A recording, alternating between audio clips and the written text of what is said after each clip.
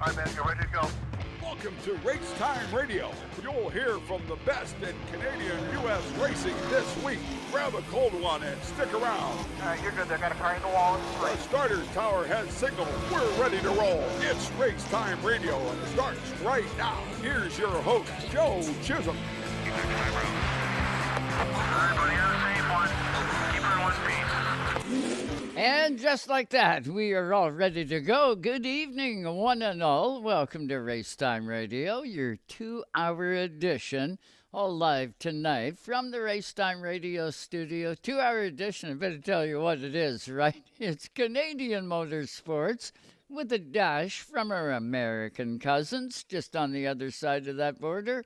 We're going to cover off a lot of stuff here tonight. Busy weekend. For most. Now, there was some rain in the area here in Ontario, of course, on the East Coast. Played havoc out there. Didn't get the Pro Stock Tour race in until just moments ago. But we did get some racing in, and we're going to cover off a pile of it here tonight.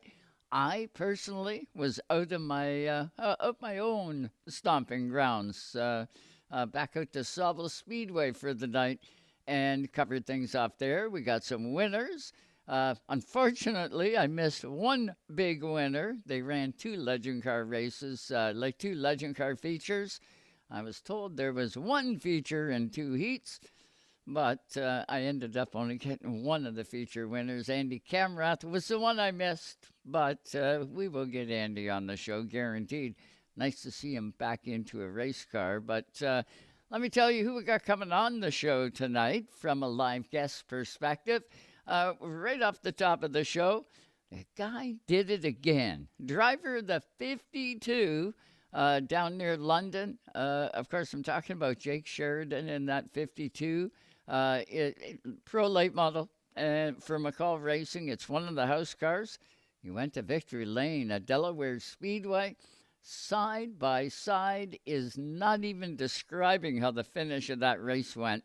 If you get to our Facebook page or our Twitter, I did a screen grab of the Delaware Rogers broadcast and gave you the last corner. And I'll tell you what, Jake and Kyle Steckley were a mirror image of one another going across that line.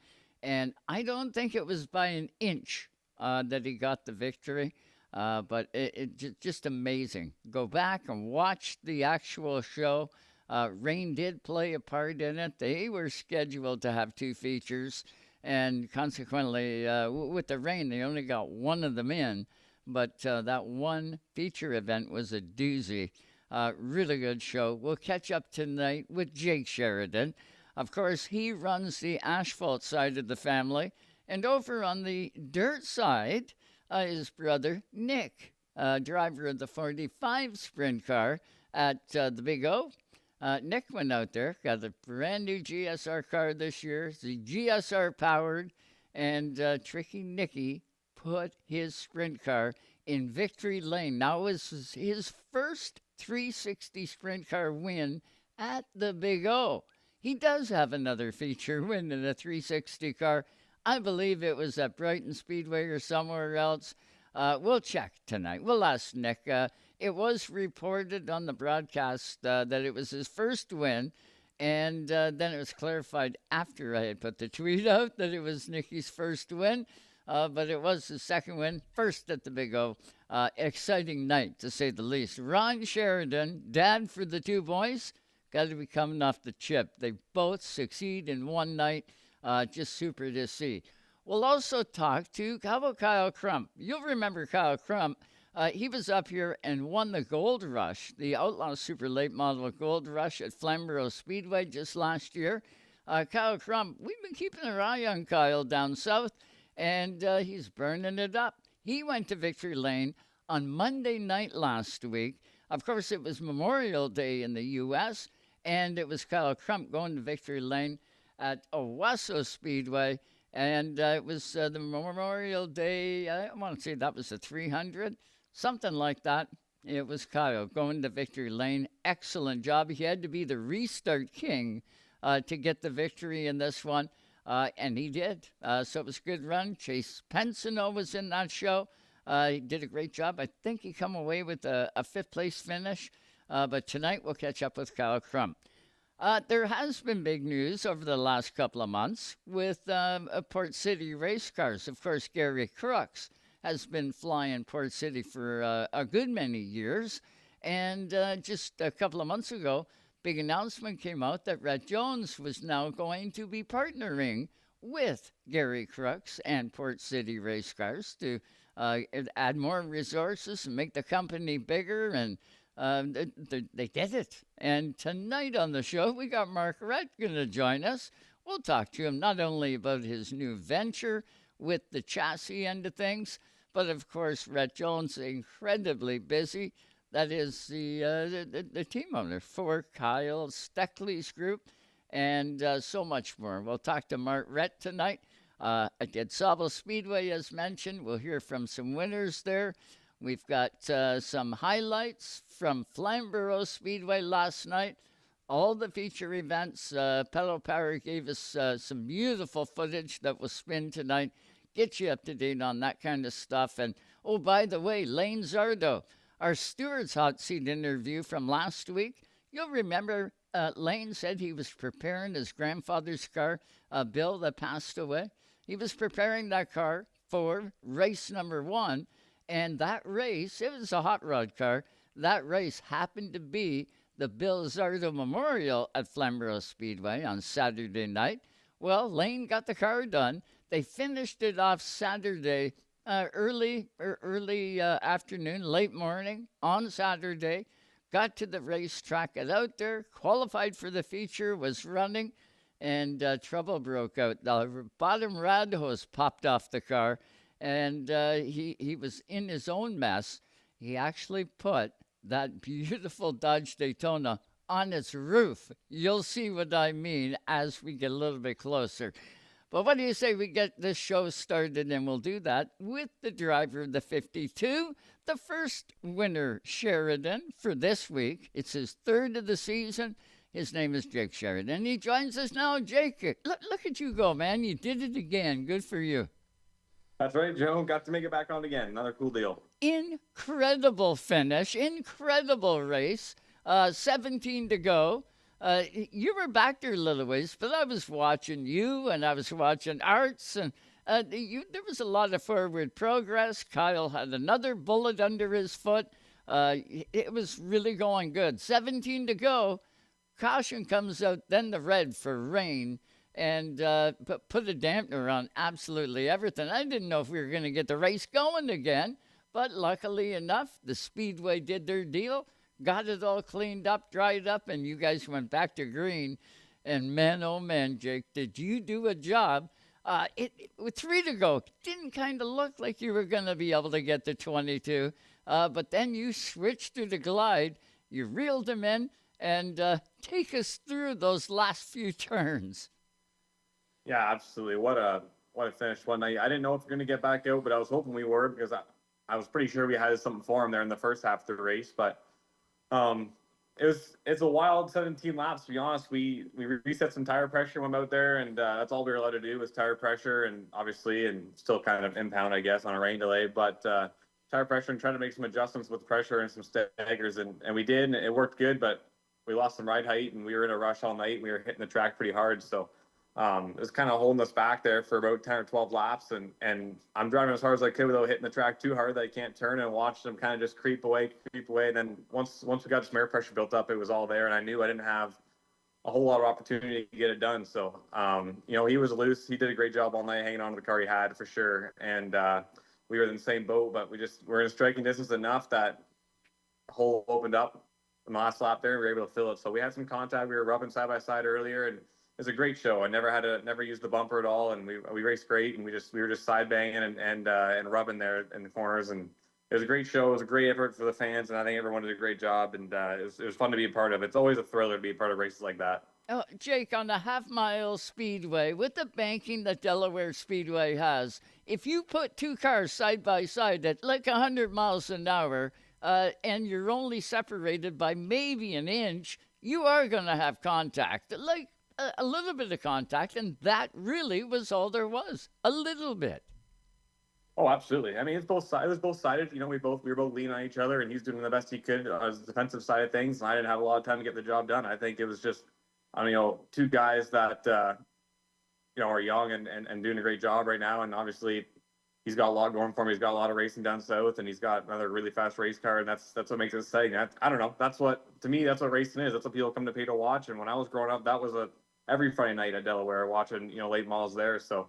It's a physical place, and it's a tough place. It's easy to slip up there. Like when you're under pressure at 3 and 4 is slick. There was green and poured rain there for a bit, and then that concrete slippery, and it kind of all happened all at the same time, and we were just there to capitalize. So it was a great show, and I'm so happy the way it worked out, and it was a great show for everyone to watch. What was it like in the tech garage after the race? How did Kyle sort of approach it? Were the two of you as pumped as what you were? I know he wouldn't have been. He wants to win. But what was the response like with the 22 bunch? I'm not sure. I've tried to say hi to them a couple times. There's not a lot of interaction there, so I'm not too sure how they felt. But you know, it doesn't really matter to me. All I know is that it was a good show, and we didn't have to use the bumper at all. So I thought it was a great race, and you know, I'll do things like that. I would expect that both ways. Either way, you know, from the opposite side of things, you expect that to happen to you. So it's pro late model racing, and I'm sure they're great racers. They've been raced for a long time, and I'm sure they respect that as well. Yeah, I would think so too. I was just interested to kind of get a feel for what it was like in the tech garage after the fact. Because guys can look at things in different ways and respond in different ways. Kyle Steckley's always been that guy that has been middle of the road, doesn't show emotion, just goes along and he does his thing and he goes to the next race. And just thought it'd be interesting to find out what his response was like. I know what his response was like from text that I sent him. I sent him a congratulations being part of a dynamite finish at Delaware Speedway, and asked him if he was going to Sauble on Saturday night. And normally I'll get a little bit back. I got one word back, no. And that was it. So I kind of thought, well, maybe he's a little bit off. In fairness, in the broadcast, it was kind of funny this way too. Trevor Culver, driver the #1 Super Stock at Delaware Speedway. The Super Stocks weren't on the schedule on Friday night, but you can't keep Trevor away from that speedway, even though he wasn't racing. He went to the track, wanted to watch the show, and I guess they roped him into jumping on with Friel on the broadcast. He added some great color to it. I'm watching, see that Trevor's on there. I messaged him and I said, listen, who are you going to take when this thing goes back green? And he said, I'm kind of thinking Kyle Steckley. I said, yep, he's strong, looks good. I said, I'm going to put my money on the 52. Jake has been red hot. Got 2 wins out of 2 tries. Tonight, look at him. And prior to the rain coming down, I was watching the 52, and you were catching him by a couple tenths. And I went, man, the 52's coming. But I'm gonna put my money on the 52. I kind of thought it was just between Trevor and I. And, of course, he went on the air and said, Joe Chisholm takes the number 52 in this one. Well, then it was on. You won the race, and I came right back, and I said, I told you he was going to win. So, yeah, it was kind of funny. I had some fun with it. But, Jake, that was one exciting race. I got to know, man. I know you have your super that you've been working on. You're waiting for parts. You really want to get that project up and run. And there's no way that you can sort of do that. And, like you're waiting for parts. So, but you're having success in the pro late model. What do you do now? You won't want to get out of the 52. No, there's some pretty tough decisions coming up, and I'll step back really quick. I really appreciate your support there too with the race. That's fun. That's cool. Your text with that's a friendly little bet. That's awesome. I thought Trevor did a great job up there, and it's cool to have a race up there all the time. And regardless of what the bets were, like we're dealing with a really professional race team there, and they're tight-lipped and they do a great job what they do. So, but as far as our pro late model racing stuff is, we got some decisions to make. Like, I don't know what we're gonna do there. The Pro Lane Mall right now I'm having so much fun. It's been just an absolute thrill to drive. Honestly, the car's been great. We struggled when we showed up a little bit on Friday night there, but that's what we were doing. We came there to test. We were there in APC trim, and we were just there to test and just kind of see how it worked out. But we made some really great gains, some big swings, and learned a lot. Really, we would have showed up with what we had for an APC race, and we would have had a lot of work to do. So I'm happy we got that much closer to begin with. But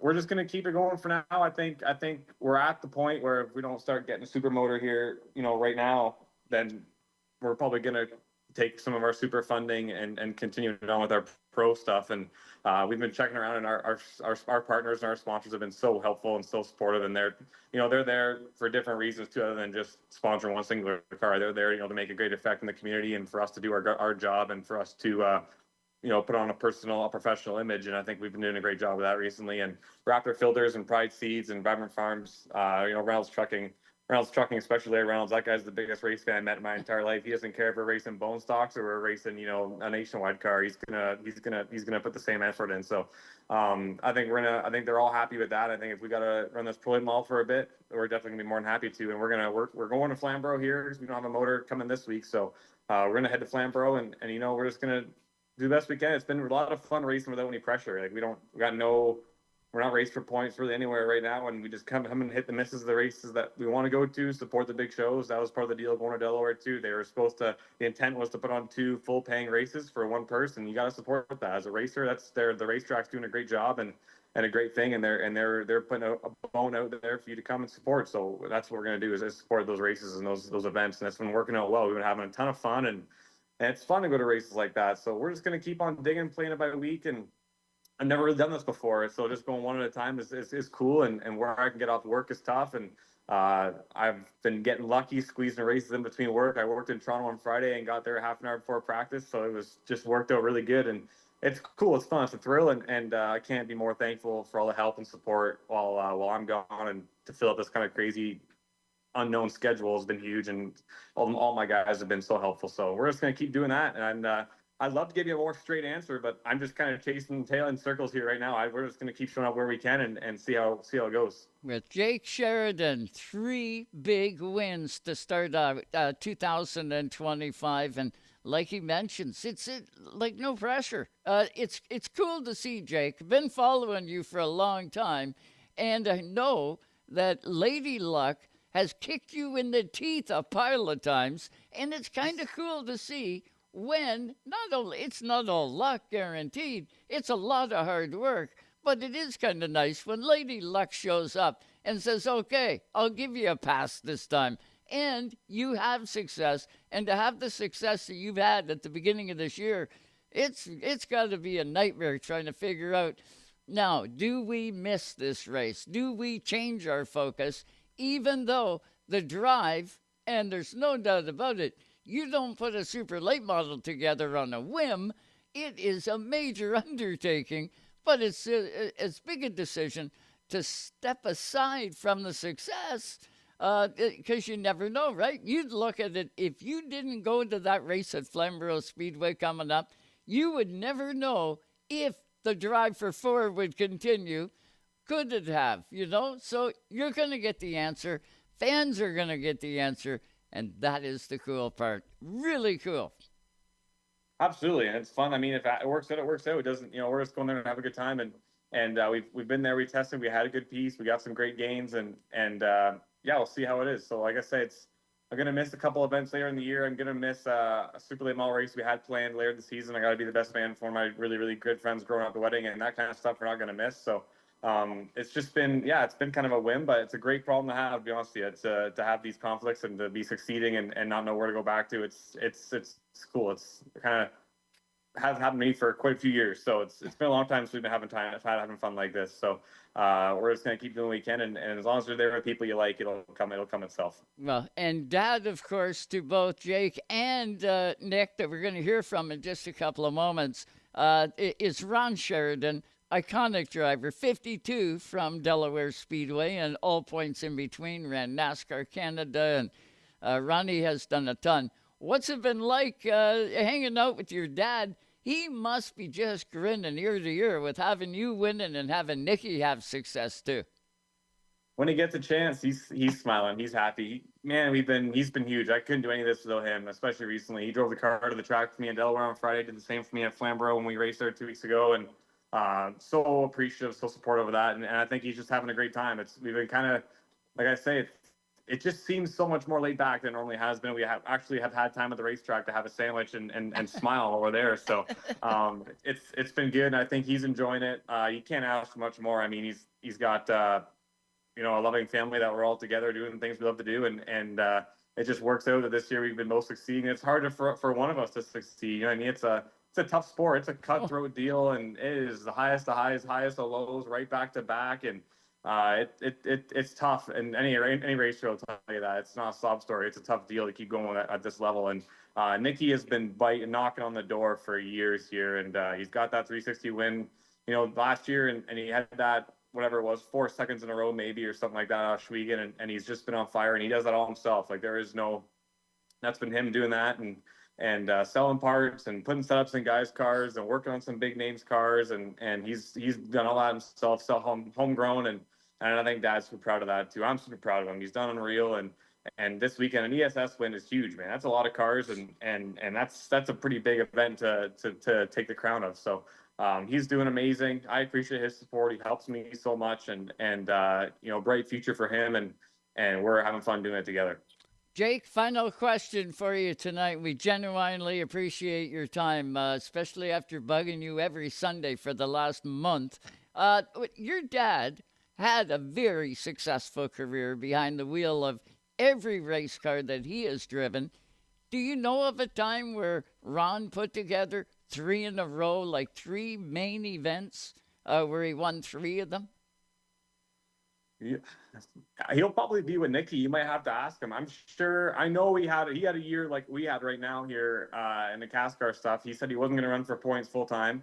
Showed up the first night and won, and did not come back. He did not come back the next night, and he said I think it came out. He went to the track 6 or 7 times that year and won 3 or 4. You have to ask him, but right. He said it was one of the most fun years he had in his whole career. I know his last year at Delaware, I think he put like 6 or 7 wins together. So I'm sure some of them were in a row, but you have to ask him. It'd be a great question. I think he's won everything he's ever been in, and he's been on the podium and everything he's ever been in pretty consistently to the end. So we've always had big shoes to fill for sure that way, but he's so humble about it. You never know. And the sport like that is the kind of thing that, has driven us to be as good as we are. So, he's been huge, and actually I'd be interested. You have to ask him. I'm sure he's put a couple of them together. Well, I was around and reported on some times where Ron would win this event, then back it up with another win. I can't remember a time, though, where he put 3 of them together. And I can't help but think, looking at DJ Kennington, like 4 or 5 years ago, put a string together where he won 7 NASCAR races. I believe 5 of them were in a row, 7 on the season of 12. Unheard of. And Jake, you're kind of on a tear like that right now. Keep it going. Keep it going for as long as you can. We'll all be watching. I can guarantee that, bud. I appreciate it, Joe. It's cool to get one again at home, and those are some big names to be associated with, and we're just doing our thing, and just to be here right now, I'm so thankful. So appreciative, and looking forward to the next one. Good luck at Flamborough Speedway. That is where you can catch the next APC race. You can bet the 52 is going to play a major role in that race. Go get him, Jake. Thanks so much for the time. Thank you, pal. Appreciate you. That is Jake Sheridan. Super to see. Good guy, and he can get the job done. Proving it. Okay, we're going to hit a quick break. When we come back, we're going to pull some more DNA out of the Sheridan pool. Yet another winner. This time on dirt. The Empire Sprints were in at the Big O for their kickoff, and it was the 45 of Nick Sheridan going to victory lane. He is going to join us on the other side of the break. You stay right there. We will be back all live tonight from the Racetime Radio studio. Tonight's Race Time Radio is brought to you by Stewart's Equipment with 4 locations, 2 in Erin, Cookstown, and Stainer, featuring Kubota, turn faster, cut smarter, power up for spring, celebrating 70 years, servicing South Central Ontario since 1955. It's at Stewart's Equipment. Even though Napa is a nationally known name, nearly all of our stores are built from the ground up by local owners and families. People you might call neighbors will be here, there, and everywhere, doing what neighbors do to keep their communities moving forward. You stop by a Napa Auto Parts store, you can count on Napa know-how. Tonight's Race Time Radio is brought to you by Napa Auto Parts Stores, New Glasgow, Antigonish, and Port Hawkesbury, Nova Scotia. You can count on Napa know-how.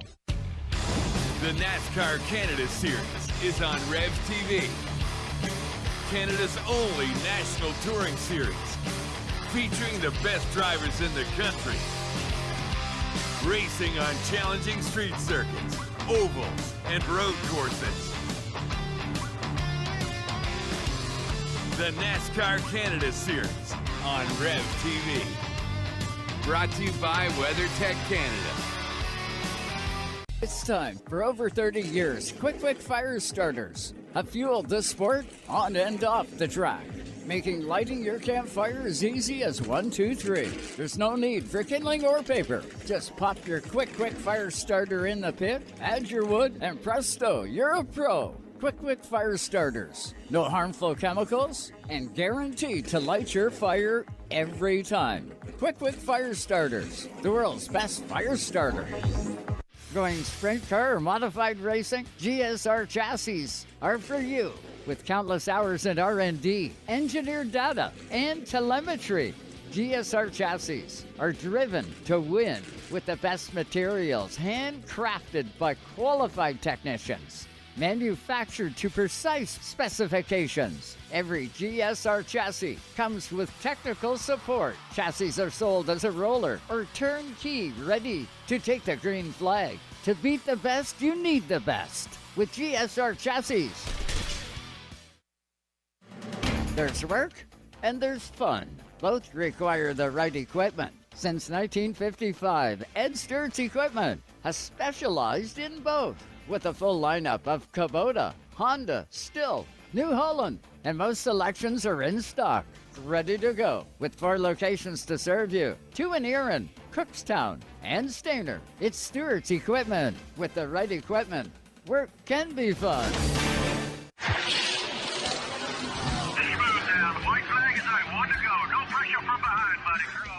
Your weekly fix of newsmakers and newsbreakers is found right here. We call it Race Time Radio with your host, Joe Chisholm. And welcome back, one and all, to Race Time Radio, all live from the Race Time Radio studio. We appreciate you popping on by. If you're watching our YouTube channel, please do us a favor, hit that subscribe button. We genuinely appreciate it. And we grow just a little bit more each and every time. Or maybe you're tuned in on Tuesday night from 4 to 6 p.m. Eastern on Canada's ultimate motorsports channel, REVTV. If you haven't got your subscription yet, what are you doing? If you're a race fan, you got to have REVTV. Check it out. They are on all cable providers across Canada, from Newfoundland to Victoria, BC. No excuses. You can get it. And it's like $4 a month. Best value in the market. But let's get to the Zoom line, shall we? This next guy was one of 37 extremely hungry 360 sprint cars. The best of the best were all at the Big O on Friday night. And it was the number 45 of Nick Sheridan. I no longer have to ask him, Nick, when are you going to win? Instead of finishing second. On Friday night, he went out and he did it. He went out and did it in convincing style with his brand new GSR car. And he joins us now on the Zoom line. Nicky, look at you. You are a feature winner once again. Yes, sir, Joe. It's awesome to be back here. First time talking about a win. So it's been a little bit. We had that one last year and a couple before that. So well, it's awesome to get back to the lane. Start the year off in style with that new chassis, new engine. It was working pretty good on Friday. You gotta love it. Where did that first win come? Was that at Brighton Speedway, or was that somewhere else? We did win at Brighton in 2023. That's what it was. You wouldn't know it to watch us on Saturday there. We had a bit of a tough night, but yeah, we won there in 23, and then we went back there one more time last year, and once again this year. So. Nick, so much changes on dirt. Fans really, even like me, we can't appreciate how much change you guys have to go through in those cars. The track changes, not only with the weather, but it changes lap by lap depending on the traffic that's on the track, not to mention what is on the racetrack. And a place like the Big O doesn't take rubber, really. Not like some tracks. They really rubber up and they become real either slick or fast or whatever. It's just there's a ton of changing conditions. What's it like to try and keep up on them, to try and make your car faster?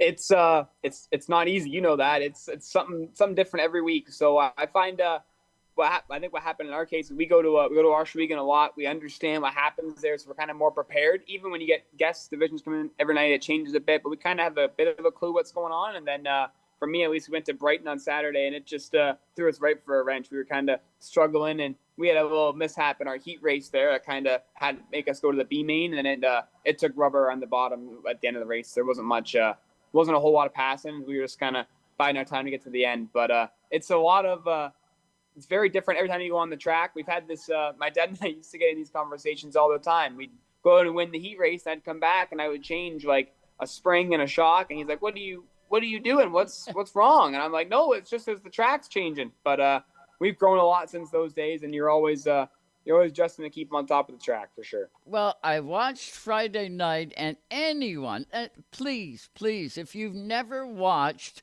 the Big O on a Friday night, it's absolutely free on GeForce TV. Get to it. You want to be at the Speedway. Trust me. To go and see these guys live it's insane. It really is. I was just there like a week and a half ago watching Nick and all the other guys with the World of Outlaws there. It is, the wow factor is right off the meter. But if you can't be there, you live, I don't know, too far away, or you can't make it to the track, you can watch these races absolutely free on GeForce, and even that will put you in land. But watching the show on Friday night, Nick, qualifying comes up, heat races are upon us. You finished fourth in heat number 2. I think it was heat number 2 or 3, but you've come away with the fourth place finish, I believe, and it was a stacked. Every heat was stacked, but you made forward progress. I didn't know by that heat that you were going to come out and be as dominant as you were, because like you really laid it down in the feature. Did you have to change much between the heats and the feature? Yeah, so we did change a lot throughout the night on Friday. That's our new GSR chassis for this year, and that's our first race with the 360 was Friday. So we went out for qualifying with a very similar setup to last year, and it was, let's just say it wasn't the ticket with that car. So we made a lot of changes for the heat race and got a lot better, and we started fourth in the heat race and finished second in that heat. We were this close to getting the win in that heat race on Friday, but we knew we were pretty good after the heat race. We just made some more minor changes and put our tires on that we had set aside for the feature that were all grinded up, ready to go, and we just kind of, the first few laps, I took my time, and with the ESS series, you're allowed to run cockpit shock adjusters and a couple other things in the cockpit. So that really helped us out a lot because we had a different tire with them. So I was learning that, and I was able to adjust the car as I was learning on the track to kind of keep getting us dialed in. So the first few laps, we were a little free, especially chassis wise. Just needed something to get us loaded on the right rear a bit more. And then first caution, we made some adjustments in the car, and it came to life. It was just about being patient. I didn't want to overheat the right rear tire too much too early, and we were allowed to run dish swings with them as well, and they make a lot more downforce, but the dirty air is a lot worse too. So I knew once the leader there got to some lap traffic, I was hopefully able to get by him once he got to some dirty air that I was already in. So once he got to some, we made the pass, and we didn't look back. We had a great car in dirty air and clean air. A lot of times you get a good car on your own, then you get behind lap cars, you get stalled out, but no, we had a great handling car the whole race, and our adjustments that we made all day with the help from my crew people that were there and us, we definitely went in the right direction, and we got a really good baseline to go with this Friday for our first points race. That's for sure. The Big O is a sizable racetrack, and you guys are literally flying around there. Does drafting come into play with a 360 sprint car, with the speeds you're doing, the wing, the whole package? Does drafting come into play? I wouldn't necessarily call it drafting, because most of the time you're honestly trying to get out of somebody else's dirty air because you need that grip to kind of hook the car up. So you really do notice when you're behind somebody, though, how much worse your car handles in the straightaways and in the corners especially. And even then, we're allowed to run a bigger wicker bill and a better wing with them, and it's even more prevalent when they come to town. So we have that every week, but it's even more when they're there, and it's trying to make sure you can set up a car that runs well on its own, but also when you lose that downforce, you're not really struggling. As I was learning, I used to have a really good handling car on its own, and I'd get behind somebody and we would just fall off the face of the earth. But we've made some changes to our program over the springtime to work on that, and it's definitely helped us out. It was pretty prevalent on Friday. I think that we were much better in dirty air and clean air. So if we can keep that speed rolling for this year, we'll be in some pretty good shape there. I could see a noticeable difference in a number of race teams on the progress that they have made in the off season. And I mean that by picking it up a wee bit, being more in contention earlier, or staying more in contention. You get drivers like Dylan Westbrook. Man, the guy sets the place on fire. Bowman has moments where all of a sudden he's right there.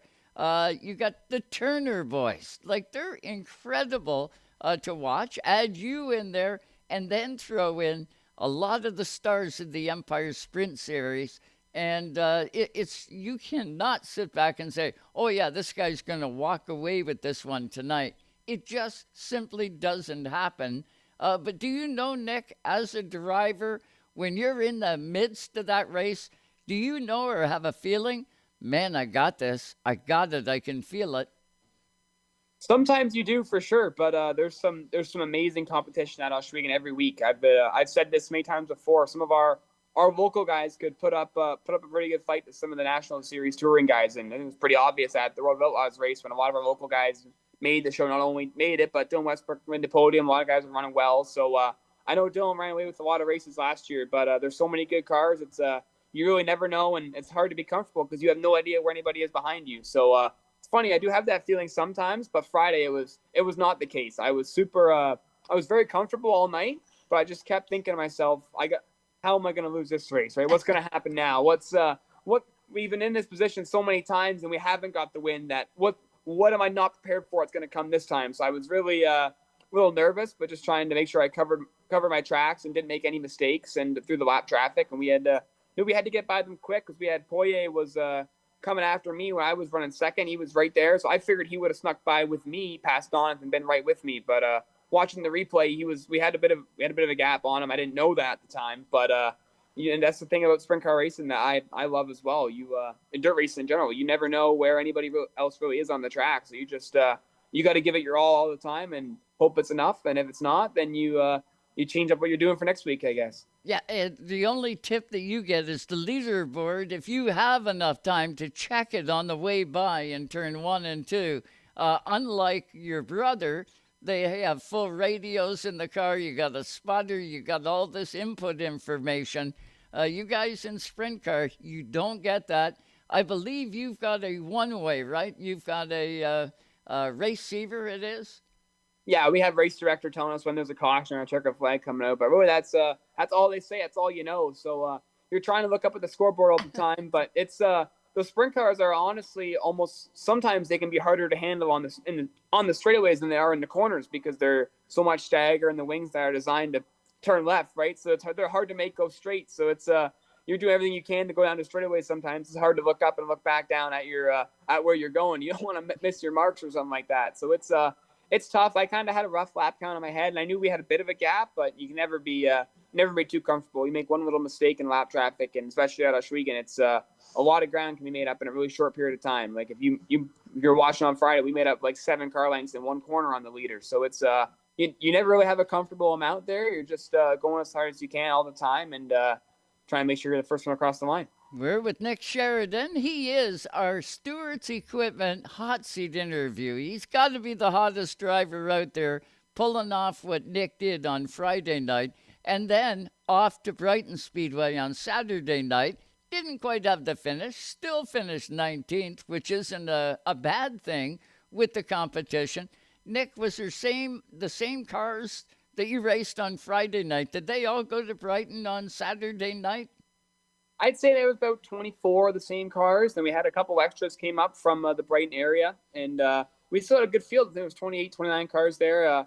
It's not we've normally had a lot of success at Brighton. Like I said, we won our first race there, but it's a different track, and it was a lot different there than I've been with in the past. And we just we were kind of rushing, chasing our tails there throughout the day. Saturday, after getting everything ready after Friday, we had a pretty skin and bones crew. A lot of people were at Delaware Friday, and we had enough for Saturday, but it was tough. It's tough when you got two people racing under the same shop with limited people. But so we were kind of scrambling Saturday, and then in the first lap of the heat race, I kind of didn't start too good, and we got in some marbles and spun around, and that just put you in a hole. It was a very one groove racetrack there, and we made it into the B. Fortunately, passed a couple cars there, but once we got to the A, it was it's the same money from 10th on back, so I didn't really want to put too much at risk and wreck anything going from 19th. I didn't think we were gonna get much more than 10th anyways with how the track was. So we made a lot better. We got the car better. We just need to be a little more start a little better for next time there. We made a lot of notes and learned a lot with our new GSR engine. It's a little different what we had before, and the GSR chassis is also different. So we're building up our notebook. We got to go back there and run some new tracks this year, which we're definitely going to do, and we got to be better at it next time. That's for sure. Nice to have all this technology, right? You guys advance all the time with the wing, and you mentioned the shock adjustment in the race car. You got all this technology, but you got to have enough time and enough wherewithal to be able to utilize all of that stuff.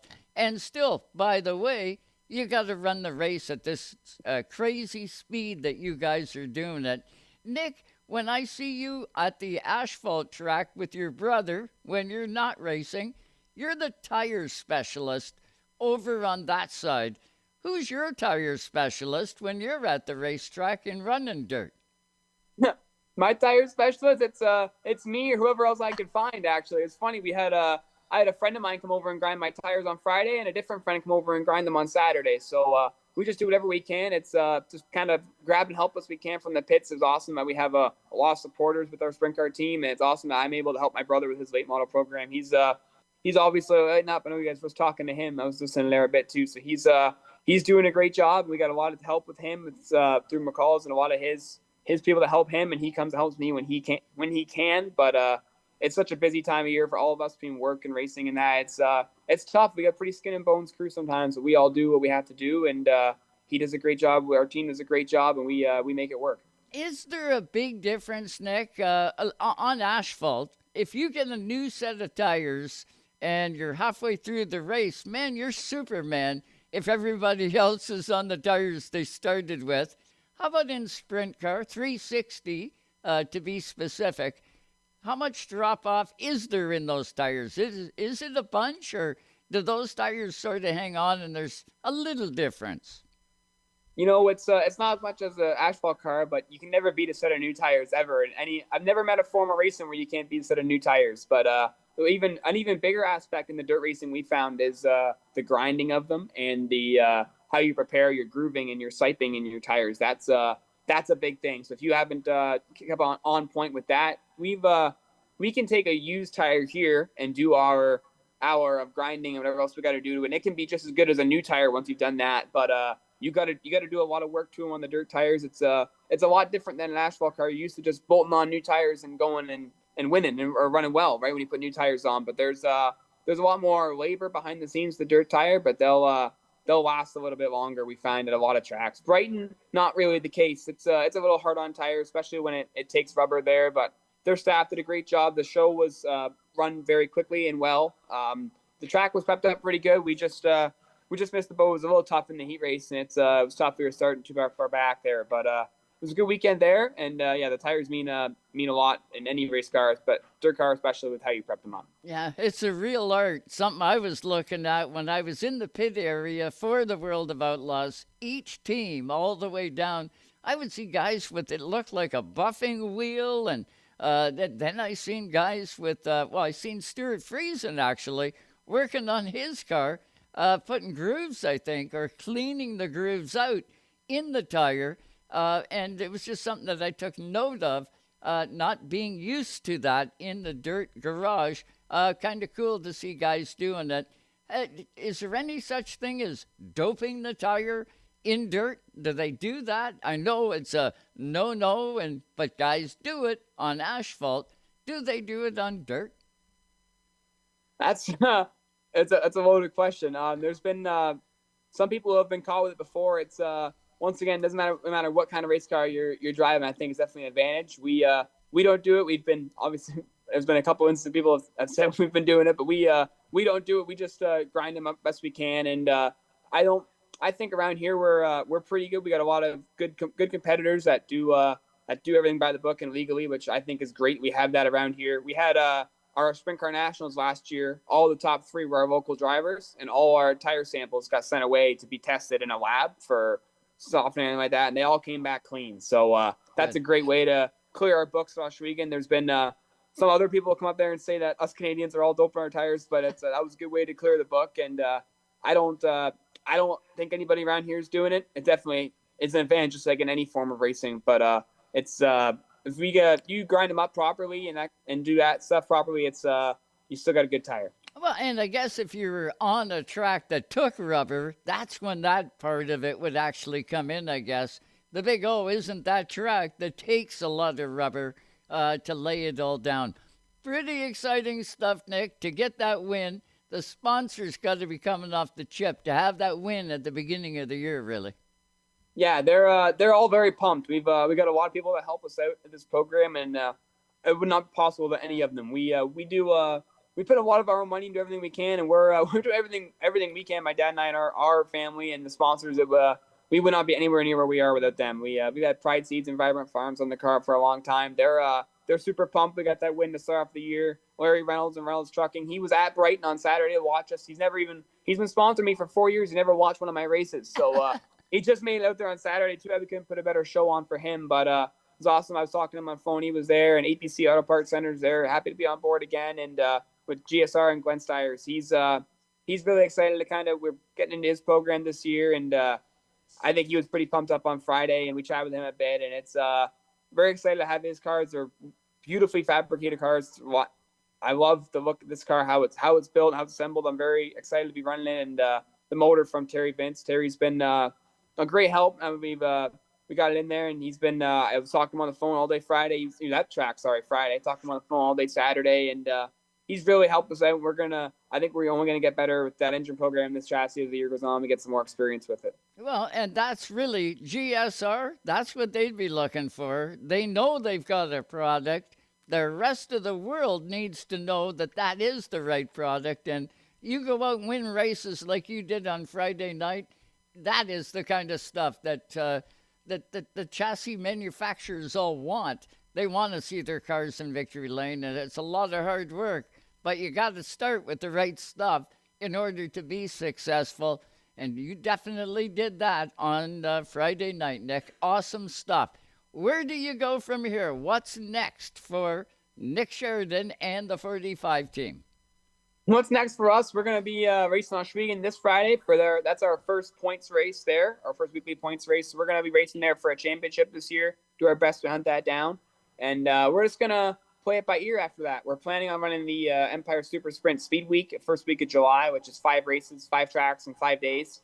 So that's going to be exciting. We'll do that. We'll race Ohsweken full time, and we'll play it by ear. There's some big paying Southern Ontario Sprints races around here we want to try and do. There's a couple in Ohio as well. There's a Great Lakes race at Eldora. We got penciled in our calendar. We're kind of waiting to see how the rest of the year is playing out before we make that decision, but we're planning on going there, and we got a lot of fun things going. We got to just watch and get too many races in with this engine, make sure we're still on shape to be ready for Ohsweken to race that championship. So that's our main focus. We're just going to do everything else we can after that to gain some experience. And have a little fun too. We are doing this for fun, racing. You're supposed to be anyway. That's, you're supposed to have that element in there. And I guess you'd probably love to take another swing at World of Outlaws if the opportunity came up, right? Like, you were looking good until the engine went kapow.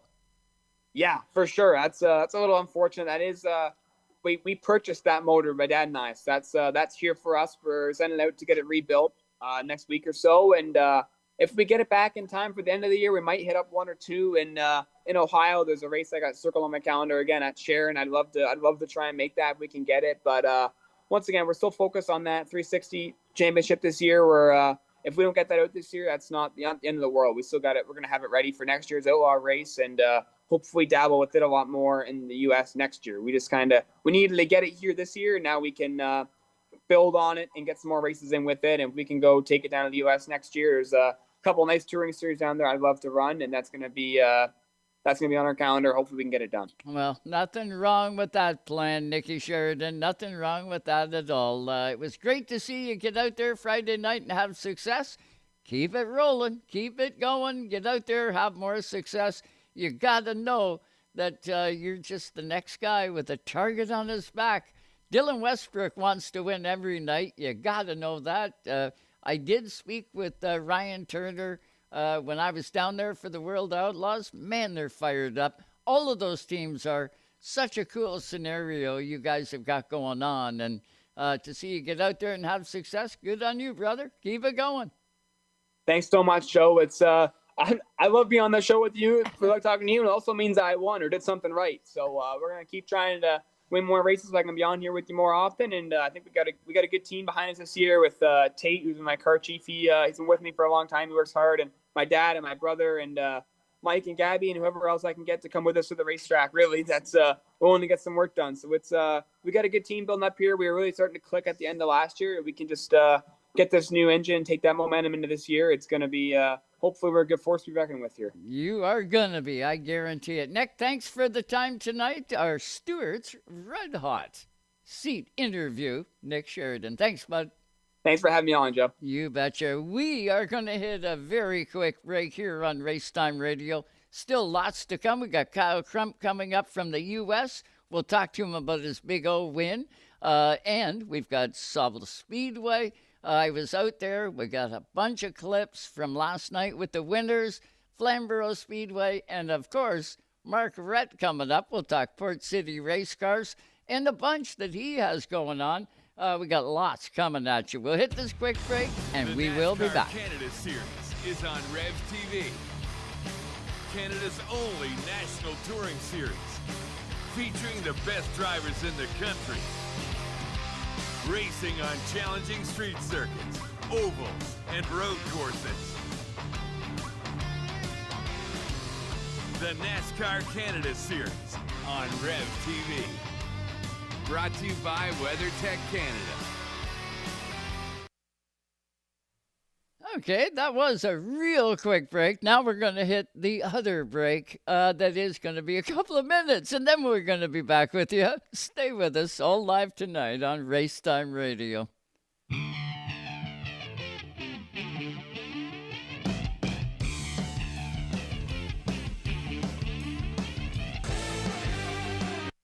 Tonight's Racetime Radio is brought to you by Leaf Racewear. Fuel your passion and confidence at LeafRacewear.com. We're an essential part of any team.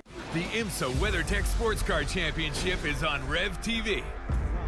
Catch all the action live with full race coverage of the high-stakes action that North America's leading sports car series delivers. 4 classes, world-renowned drivers, and leading manufacturers putting it all on the line to be champions. IMSA WeatherTech Sports Car Championship, right here on REVTV. It's time. For over 30 years, Quick Fire Starters have fueled the sport on and off the track, making lighting your campfire as easy as 1, 2, 3. There's no need for kindling or paper. Just pop your Quick Fire Starter in the pit, add your wood, and presto, you're a pro. Quick Fire Starters. No harmful chemicals and guaranteed to light your fire every time. Quick Fire Starters, the world's best fire starter. The NASCAR Canada Series is on REVTV, Canada's only national touring series, featuring the best drivers in the country, racing on challenging street circuits, ovals, and road courses. The NASCAR Canada Series on REVTV. Brought to you by WeatherTech Canada. There's work and there's fun. Both require the right equipment. Since 1955, Ed Stewart's Equipment has specialized in both, with a full lineup of Kubota, Honda, Stihl, New Holland, and most selections are in stock, ready to go, with 4 locations to serve you, 2 in Erin, Cookstown, and Stayner. It's Stewart's Equipment. With the right equipment, work can be fun. Even though Napa is a nationally known name, nearly all of our stores are built from the ground up by local owners and families. People you might call neighbors will be here, there, and everywhere, doing what neighbors do to keep their communities moving forward. You stop by a Napa Auto Parts store, you can count on Napa know-how. Tonight's Racetime Radio is brought to you by Napa Auto Parts Stores, New Glasgow, Antigonish, and Port Hawkesbury, Nova Scotia. You can count on Napa know-how. Tonight's Racetime Radio is brought to you by Quick Fire Starters, the world's best fire starter. Napa Auto Parts Stores, Port Hawkesbury, New Glasgow, and Antigonish, Nova Scotia. And by Canadian Tire Motorsport Parks at CanadianTireMotorsportPark.com. Any move now. The white flag is out. 1 to go. No pressure from behind, buddy.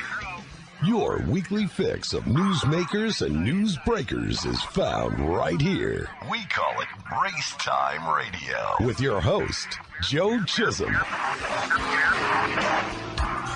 And welcome back, one and all, to Racetime Radio. So glad you could tune in here tonight. We genuinely appreciate you stopping by. Wayne, how are you tonight? I know Rain Bratton is tuned in.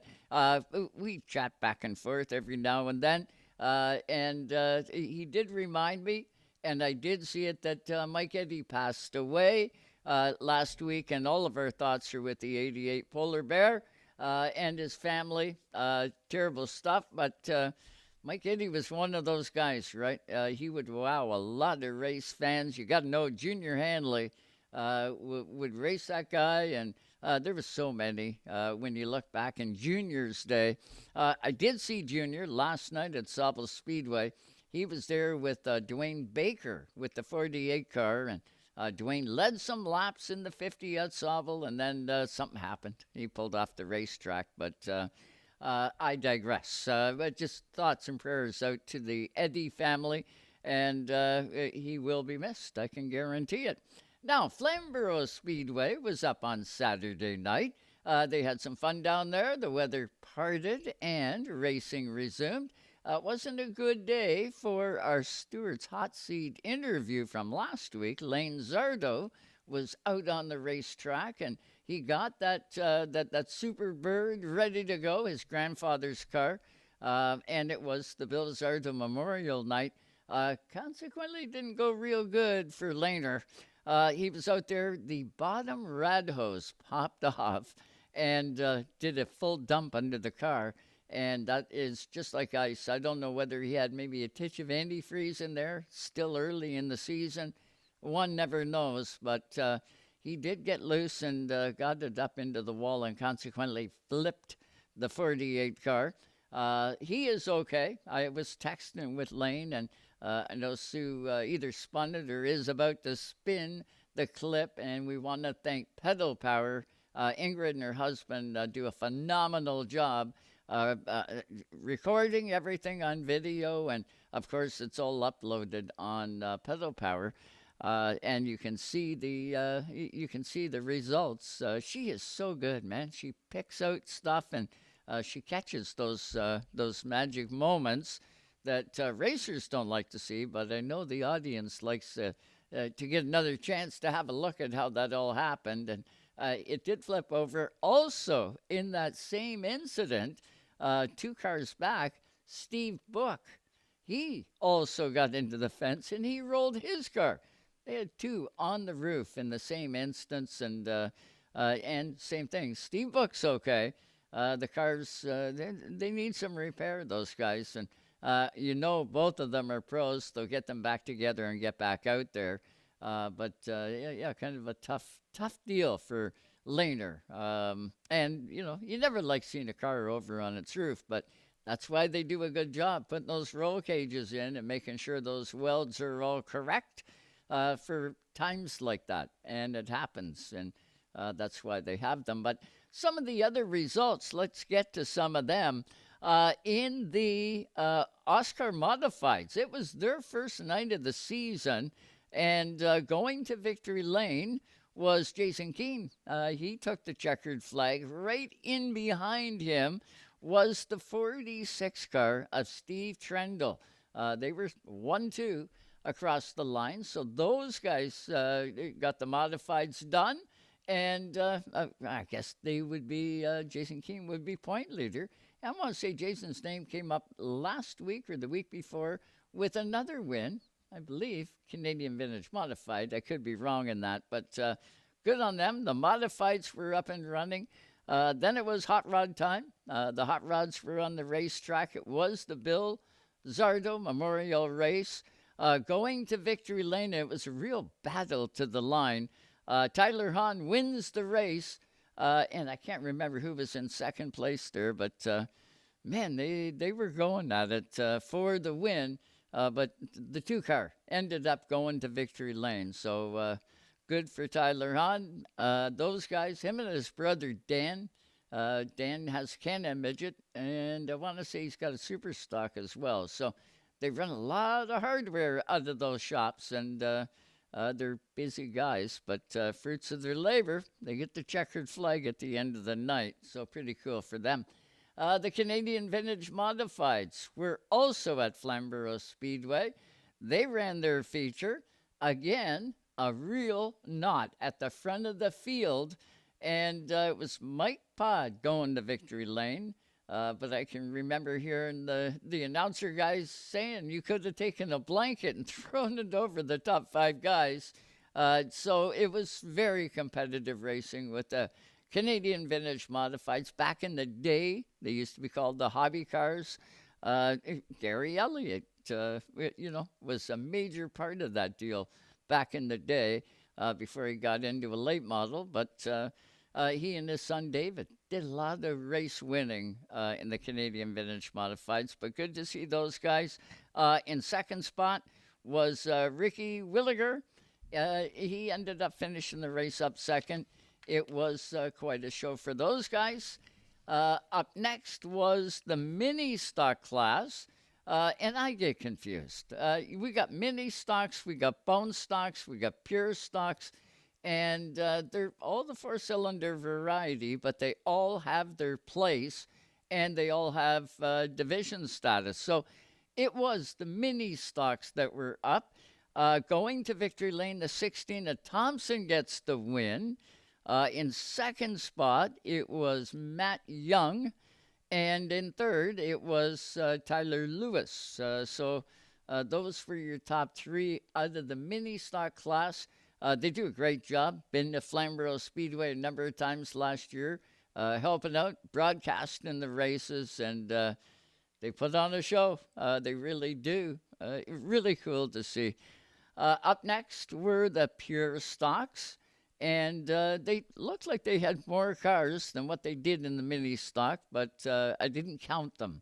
But at the line, there was more cars there. Going to victory lane was the number 3 car of Chase Mitchell. He had it, and he had a good lead at the line.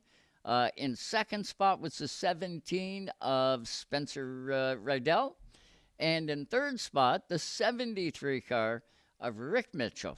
I imagine they're connected somehow, the 2 Mitchell boys, but 2 of them in the top 3, so congratulations to those guys.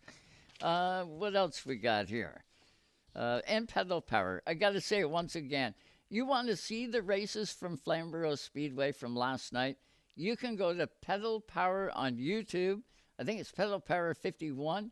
Get to that site, and you can watch the full race night, all the heat races, qualifying, feature events, all of it. Ingrid and her husband do a great job with it. They've got the announcers patched into it, so you get the audio, you get the video. It's a good watch. If you happen to have missed Flamborough Speedway, you watch those, and you probably won't want to miss a night at Flamborough Speedway. You'll want to get out and check them out live.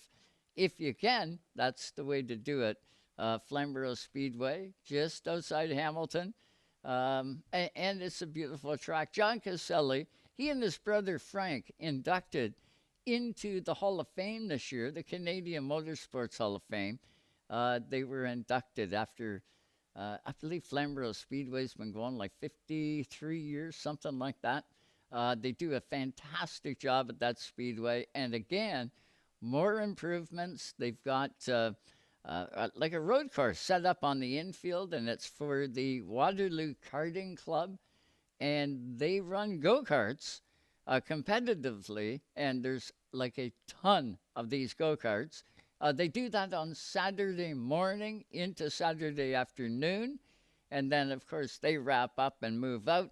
Then it's time for the race cars to move in on Saturday afternoon, and then you get your full program there. But if you're out and looking for something to do on a Saturday morning and you want to see some racing, get to Flamborough Speedway and check out the Waterloo Kart Club.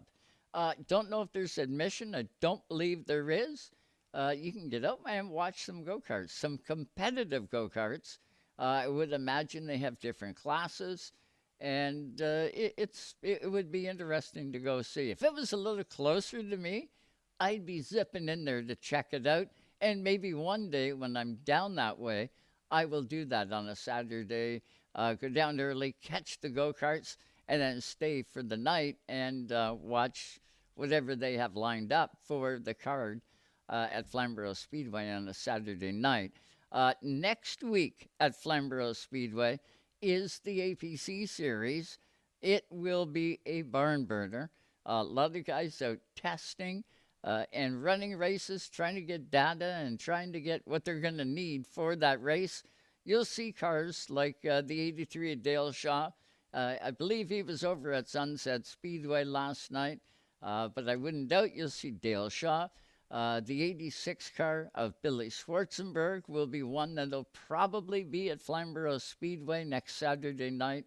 And then, of course, guys like Jake Sheridan and seeing the 17 of Josh Stoddy last night up at the beach.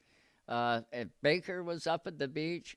We'll get to all of those a little bit later in the show, and we'll run off some of the different winners at the beach.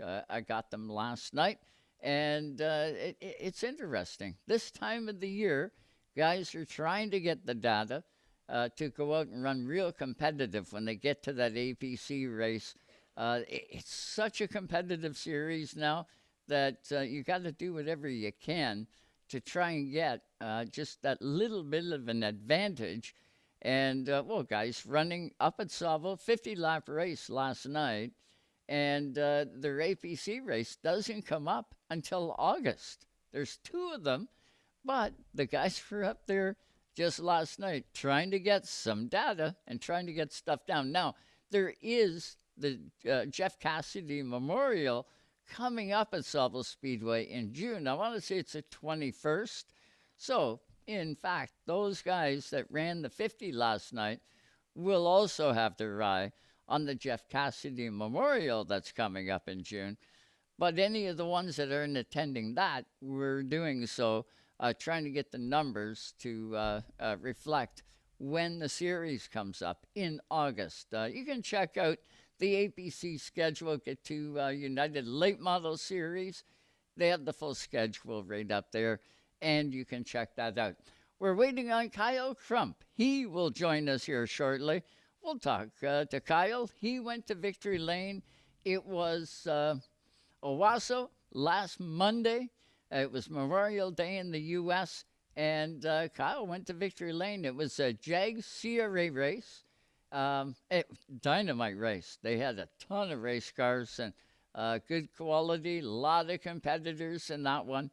There was quite a few cautions, like nothing detrimental where, cars were getting destroyed, but there was incidental contact, a lot of hits, a lot of spins, and slowage, right? Everything slows down. Kyle Crump was the restart king. He had to be. The two guys, Kyle and the guy that was running second, and his name will come to me, they were running first, second. On the restart, they got a restart box. And you, as the pole sitter or the guy in first, you're the one that starts the race. Well, you got to fire off in that box. If you don't fire off in the box, then the second place guy is fully legal to go ahead and hit the trigger after the box. So a little bit of gamesmanship between Kyle Crump and the other guy, and I got to remember his name. It was, side-by-side action, get into the box, and I don't know whether it was Kyle didn't go or the other guy did, but the yellow flag came out. The warning went to Kyle Crump. So you only get one warning, too. If it happens again, and they'll throw the yellow, and then you got to go to the rear. They really don't play around with the restarts. And, a lot of cars can get wrecked on the restart when guys up front play games. But he got a warning, and I want to say it was the next restart. The second place car, he did some jumping, and caution come out again, and he got a warning. So the two of them were both out of mulligans. They had to be spot on restarts, and they were. No more penalties up front, and they were real good, clean restarts. What a beautiful facility they have there. The promoter has done an amazing job. And you can tell, right, the officials, everyone that works there, you can see how ramped up everybody was to be part of that speedway. You could feel the energy watching it on TV. It was really cool to see. And what a race. We'll talk to Kyle Crump about that when he joins us. Of course, Mark Rette is also coming up in this hour, and we'll talk Port City race cars. He joined up with Gary Crooks and making Port City race cars even bigger, adding some more technology, and we'll get a lay of the land a little bit later with Mark Rette, and we'll talk to him about all of his racing efforts. Of course, Rhett Jones Racing is the 30 car that Kyle Steckley is with. They've had great success, and they got a lot more coming. And you got to know the ARCA program. They very good on super speedways and everything with ARCA. They're part of it in a big way, and it's really cool to see. And Mark Rette is the man that heads everything with that, and it'll be interesting to have Mark on here in just a bit. But I am going to hit a break, and when we come back, we're either going to have Kyle Crump or we'll dive into the Sauble results on the other side of the break. Racetime Radio is fueled by BP Race Fuels, the worldwide leader in race fuel technology. Hey everyone, Josh Stoddy here, 17 Pro late model driver for Canada Clean Fuels and Canadian Flat Roof Systems. Keep it locked on Racetime Radio with Joe Chisholm. Since 1955, Ed Stewart's Kubota in Erin has provided top-of-the-line equipment featuring a full line of Kubota tractors and attachments. Let our knowledgeable veteran sales team match you up with the right product, complete with full parts and service for 70 years. Stewart's not only gets you going, but keeps you going. Stewart's Equipment. Get the job done. It's time for over 30 years. Quick fire starters have fueled the sport on and off the track. making lighting your campfire as easy as 1, 2, 3. There's no need for kindling or paper. Just pop your quick fire starter in the pit, add your wood, and presto, you're a pro. Quick fire starters. No harmful chemicals, and guaranteed to light your fire every time. Quick fire starters, the world's best fire starter. Tonight's Racetime Radio is brought to you by GSR Parts, sprint car specialists with chassis, engines for dirt or asphalt cars. From wings to springs, GSR's got you covered. Also by Quick Fire Starters, the world's best fire starter. The Motul FIM Superbike World Championship features production-based racing motorcycles battling it out around the world to see who will be crowned Superbike World Champion. The entire season, along with highlight coverage of each race, including World SSP 300 and World SSP, is right here on REVTV. The NASCAR Canada Series is on REVTV, Canada's only national touring series, featuring the best drivers in the country, racing on challenging street circuits, ovals, and road courses. The NASCAR Canada Series on REVTV. Brought to you by WeatherTech Canada.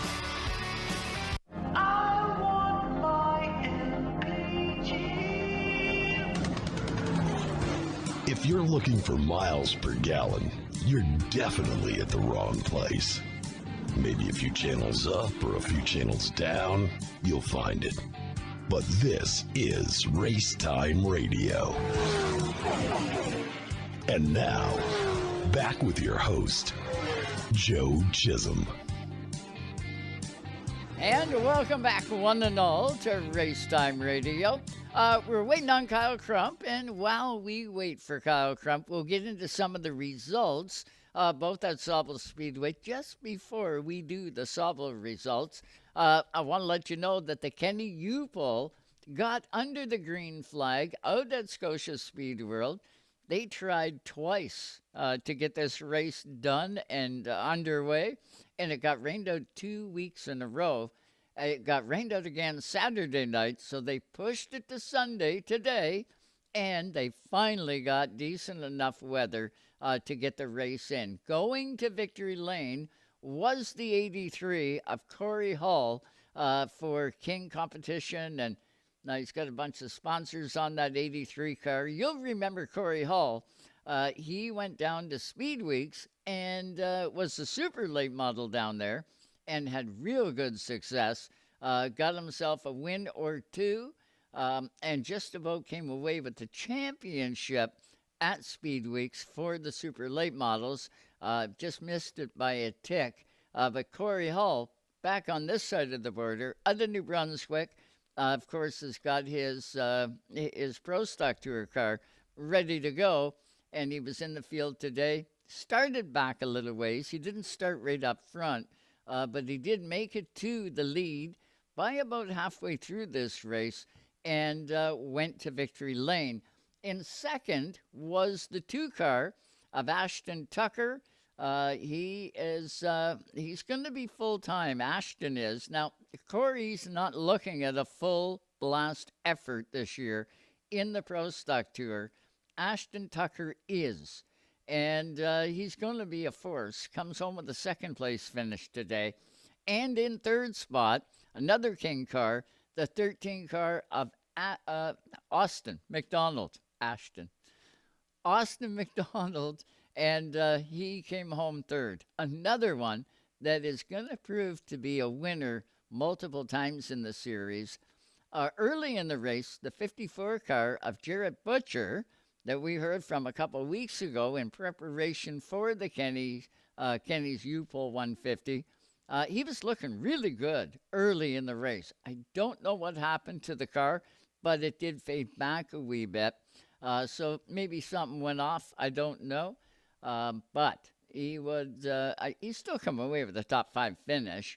But the 54 car not in the top 3 today, but watch for him. A number of cars look really, really strong in that series, and it's going to be super interesting. They go back under the green flag next weekend on Saturday at Petty International Raceway in New Brunswick. Wayne Smith and his wife own that speedway, and they will go green next Saturday, weather permitting, hopefully. The Super Late Model Series, also in the Maritimes, tried to get their race in today at Petty. Didn't happen. Saturday got rained out. Today got rained out in New Brunswick. So they have moved that race, I believe, to next Sunday. So you'll catch the Pro Stock Tour on Saturday, and on Sunday will be the Super Late Model Series. So 2 big races at Petty next weekend. If you can make it to those races, you want to do it. They're both going to be barn burners. And with 2 of them being in that location, you should have some real good cross-pollination, I would think, between those guys. But going to be interesting, I can guarantee you that. So Petty International Raceway next weekend for those 2 series. Okay, let's jump into the Sauble Speedway results. First up, let's hear from the guy that won the bone stock class. Now, they fired up the bone stocks at Sauble Speedway. They've had the combined 4s, a division that was on a breakout time. That was in the years gone past here. They decided this year that they were going to start the bone stock class, and it's looking good. I believe they had 12 cars there. So it's going to take a little bit to build up the inventory of cars. But it was last night, Pat Farrow, driver of the 08, that is past champion in the combined 4s. He was the guy standing in victory lane at the end of the feature last night. Hey, and with Pat Farrow now, driver of the 08, Patty, champion at Sauble, and now night 1 feature winner. Yeah, this is awesome. It's been a long off season, put a lot of work into the car, and it's pretty amazing that I guess we still got the speed in it as we try to go for 3 in a row now. Yeah, gotta love it. Now, the car looks the same. Is it the same car? Yeah, it's the same one as last year. This is the final year for this car, and it might even be the final race. I don't know. I have a new car that's going to be replacing this one, so who knows what the future brings. Is this one for sale then? No, I'm gonna call her quits with it, and I'm gonna hang this on my wall and remember that these last 4 years it's been incredible. Yeah, you gotta love it. Take us back through the race. A decent car count for a speedy up, sort of get it going sort of night. Yeah, it was good. This night originally wasn't on the schedule, so that probably kept a few people away. But it was a really good group of cars. And, the best thing is this is a really good group of drivers. Everybody gets along, and they're so great to race with. I got to, give a huge shout out to Brady. We had a really fun battle there. I have nothing but respect for him. He ran me really clean, and, it was a lot of fun, which is what it's all about, right? Yeah, that's exactly right, Pat. You've done it all here. You were one of those combined 4s and a mini stock, and now it's bone stock out here at Sauble. How do you like it? I love it. This was the best thing they could have done, was bring these back. Now that there's cars out there, this class is booming right now in the province, and it's a really affordable way of racing, and you don't have to get crazy with it. They're just stock cars. You don't have to get crazy with engines and all that crazy stuff that's going around, and it's so much fun. Pretty cool when you can load up and head to a place like Delaware too, right? And race at more than just one place. Yeah, the tracks are pretty close on rules, which is awesome because you can just, kind of like last 2 weekends ago, I decided we're going to go down to Flamborough. Didn't have to change a thing, just show up and drive and have some fun, and that's what's really awesome about the bone stock class right now. Well, you gotta love it, and you are a true champion. Bud, who you got for sponsorship on this rocket? I got to thank Polaris Spray Foam and Insulation. Devin's been on for quite a few years now. I appreciate his support. I got to thank my dad and my buddy Mike and my buddy Donnie, because they're the only guys that help me out. Gotta love it. Congratulations on the win. I see the checkered flag in there. Is that it? Yeah, that'll look great on the wall. Yeah, good for Pat Farrow going to victory lane. Now, I got lots more clips. We're going to get to them.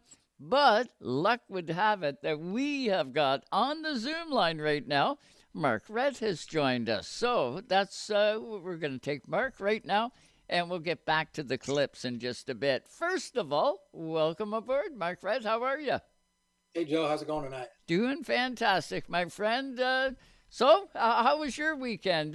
You wouldn't have any soft weekends where, oh, honey, we're going to watch TV this weekend. That would never happen in the Rette household at this time of the year, I would imagine.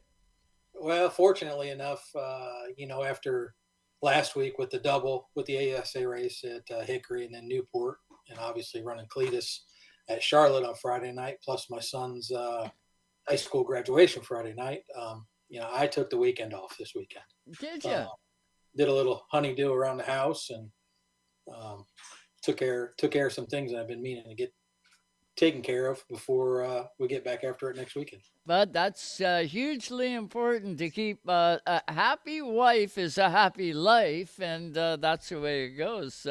Good on you for having a little bit of mark time. You need that every now and then. It's been a busy season for you. All the way back at the beginning at Daytona, you guys, you've been burning the candle at both ends and getting results. Yeah, for sure. I mean, starting off getting ready for the ASA stuff at New Smyrna.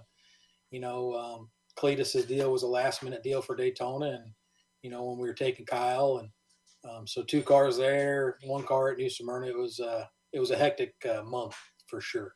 Mark, I look back. I used to be down at Daytona a lot at Speed Weeks, and I did a lot of broadcasting from the infield. And right back at the beginning, I can remember being in the ARCA garage and being with Terry Jones. He was the Canadian in the group, right? I was so pumped up that we had a Canadian guy that was going to try and qualify at Daytona. And Terry, back then, raced the full ARCA Menard series, and he would do a great job in the 30 car. I think back to those days, and it's just amazing to see the progression in Terry and you getting together, and what you two guys combined have done has simply been amazing. You're now, nationwide, you see a car pop up. How about Cup? Is Cup ever going to be part of a full Rette Jones repertoire? I mean, I'm waiting for the day. Someday Terry's going to spring that on me for sure. And, I joke with him all the time. I've never told him no. It's bound to happen. Yeah, one day you can see the progression with everything that you guys collectively have done, and the connections that you've got in the sport are simply amazing. And it's taken a long time to build that relationship or relationships and to build everything that you guys have done. Where is your shop now? Like, are you right in Charlotte? You in Mooresville, or where are you? Yeah, we're right in the Mooresville drag strip. So we got a 18,000 square foot shop. We just added on 9,000 square foot over the last year. And obviously with the purchase of Port City, that is that shop is in the same park as us, so it's only an 1/8 mile away. So we're bouncing back and forth between both buildings all day, every day. I can well imagine, and what a beautiful thing. I think back a couple months when I heard that you guys were going to get and be part of Port City race cars, knowing Gary Crooks and speaking with Gary over the years and doing what I do up on this side of the border. We've always been interested when I talk to race teams to find out what's under their butt. Whose car are they in? And there is a real good split up here of stuff that comes out of Mike McCall. He would have the lion's share of everything. But, of course, you see Port City, you see Hamke, you see the different manufacturers. And so there's a race within a race up here. And now with Rette Jones as Port City race cars, it even becomes more interesting. It's got to be, is it a dream come true for you, Mark, to do this? Yeah, for sure. I mean, obviously Gary from being from Nova Scotia, Terry being a proud Canadian, now we got Kyle and we're putting it down south and we just got Kyle that brand new Port City car. Obviously picked up the win the other night, after they went off the air, to say, but Rome wasn't built in a day by any means. There's a lot to do and a lot of work to do to get Port City, where we want to have it to be happy. And, we're working really hard with Kyle, and Kyle and Scott are doing a phenomenal job up there. Taking that new car and tweaking on it. They haven't got a lot of test time on it, right? Yeah. To where they can sit back and test for a whole day. They show up to Delaware and you have a 15-minute practice and then you're right into heat races, right? So, hopefully here shortly they can get some time to play to where they can really fine tune that car and get it to where it's competing week in and week out. Obviously it's been good out of the box. But obviously we're not happy with where it stands yet to where we can be. Yeah, well, you guys constantly change and grow and try and get faster. Even when you're at the top of the game and you set fast time and you win the race, you guys are always still twisting on it and trying this and trying that. And I guess that's what makes you guys the champions that you are and the winners that you are throughout the course of time. You don't know unless you try it, and you guys definitely try everything on. What do you see, Mark, as with Port City race cars? There is a pile of short track competitors, short track teams from across Canada and the U.S. and probably even further beyond that have a Port City car. How many cars does Port City kind of look after or support? Well, and that's our number one goal, right? Our number one goal is to be able to take care of all of our customers.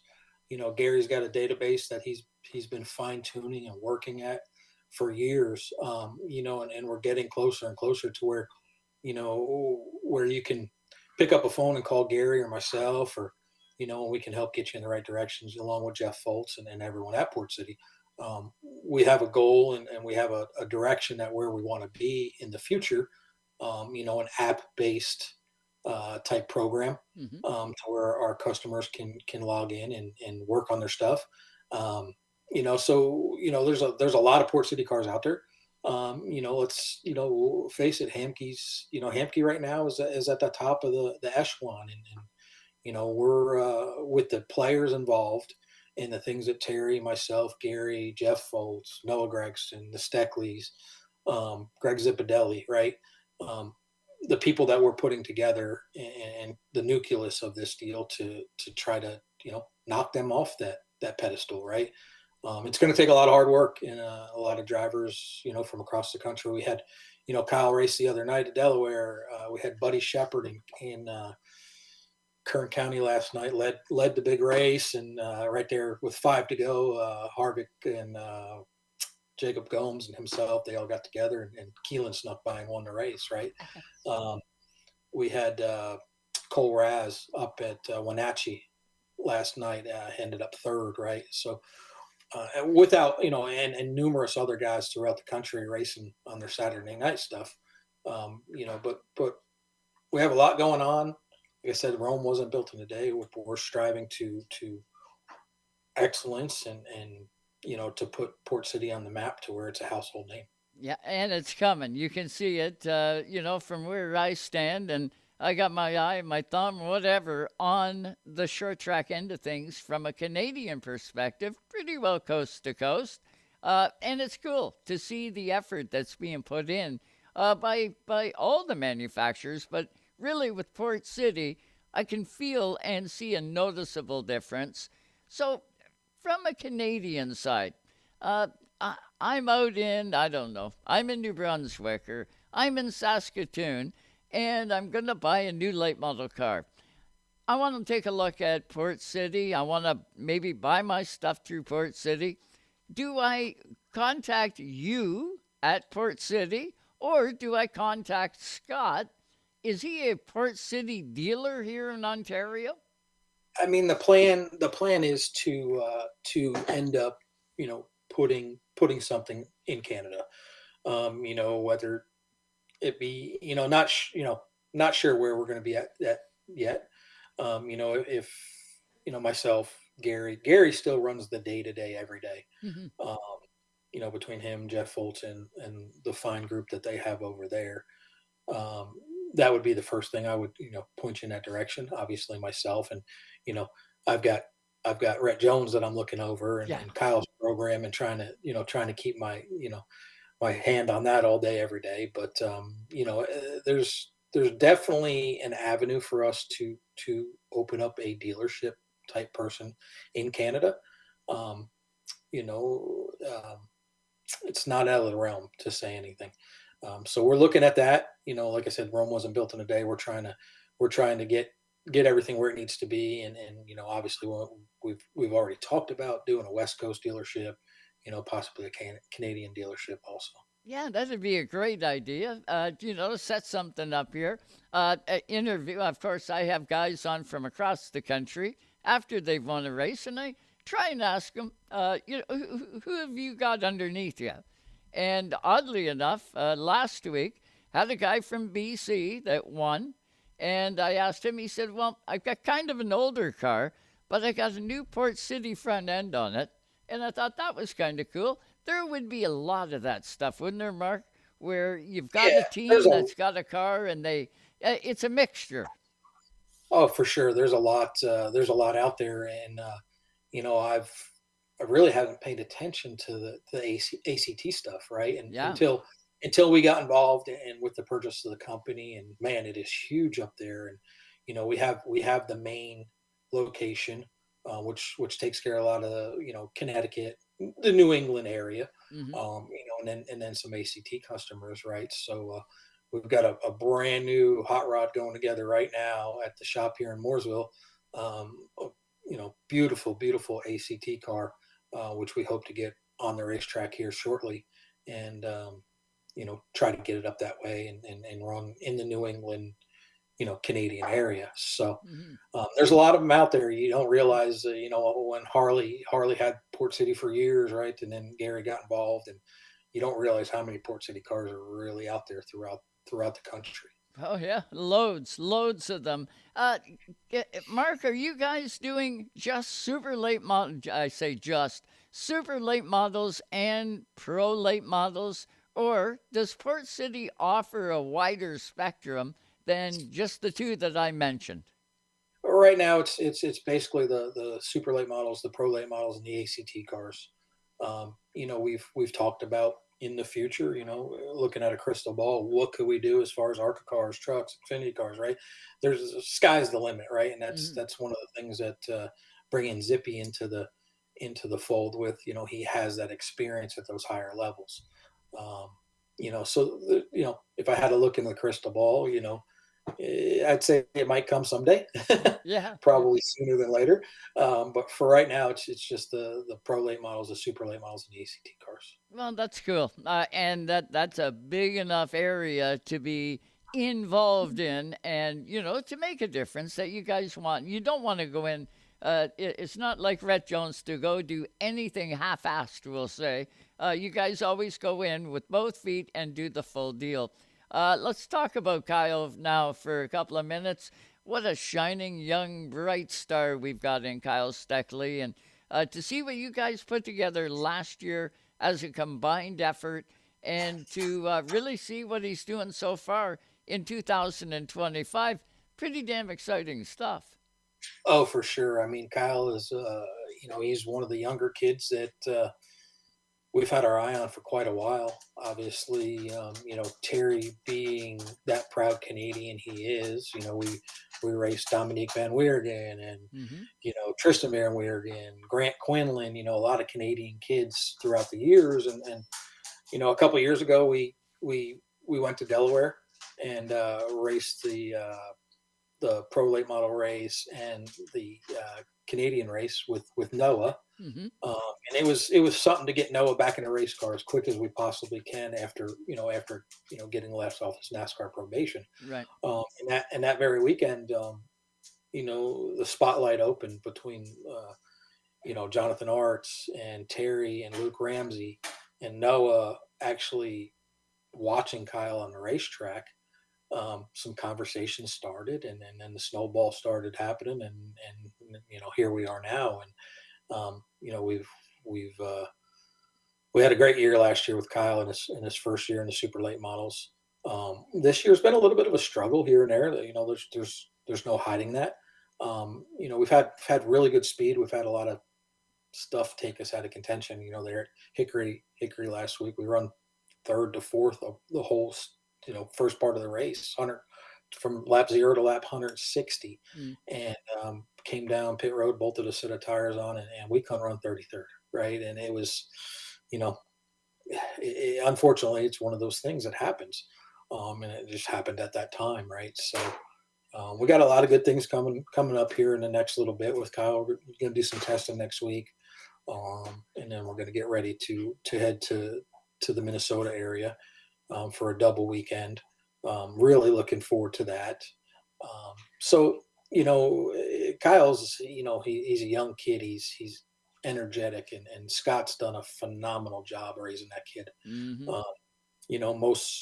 Most kids nowadays, and it is what it is. It's the world we live in. They're on their phones and they're chasing girls and they're doing this and they're doing that. And, Kyle's in the shop working.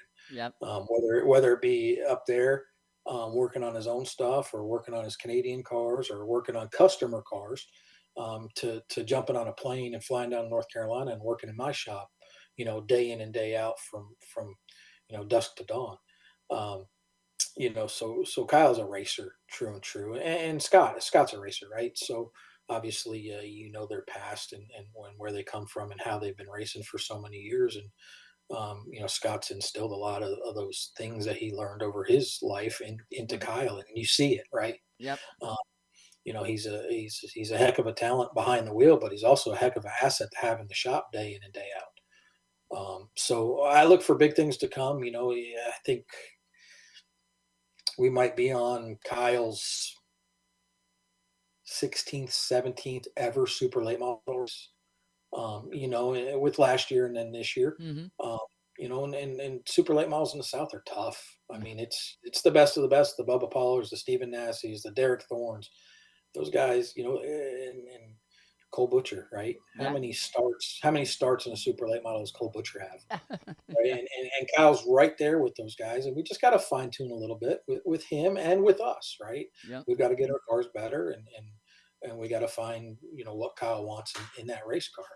So, and we've had pretty big leaps and some hurdles to go over, but, there's nothing like seat time and getting Kyle down here in that car. Now Kyle having that pro late model in Canada is going to help also.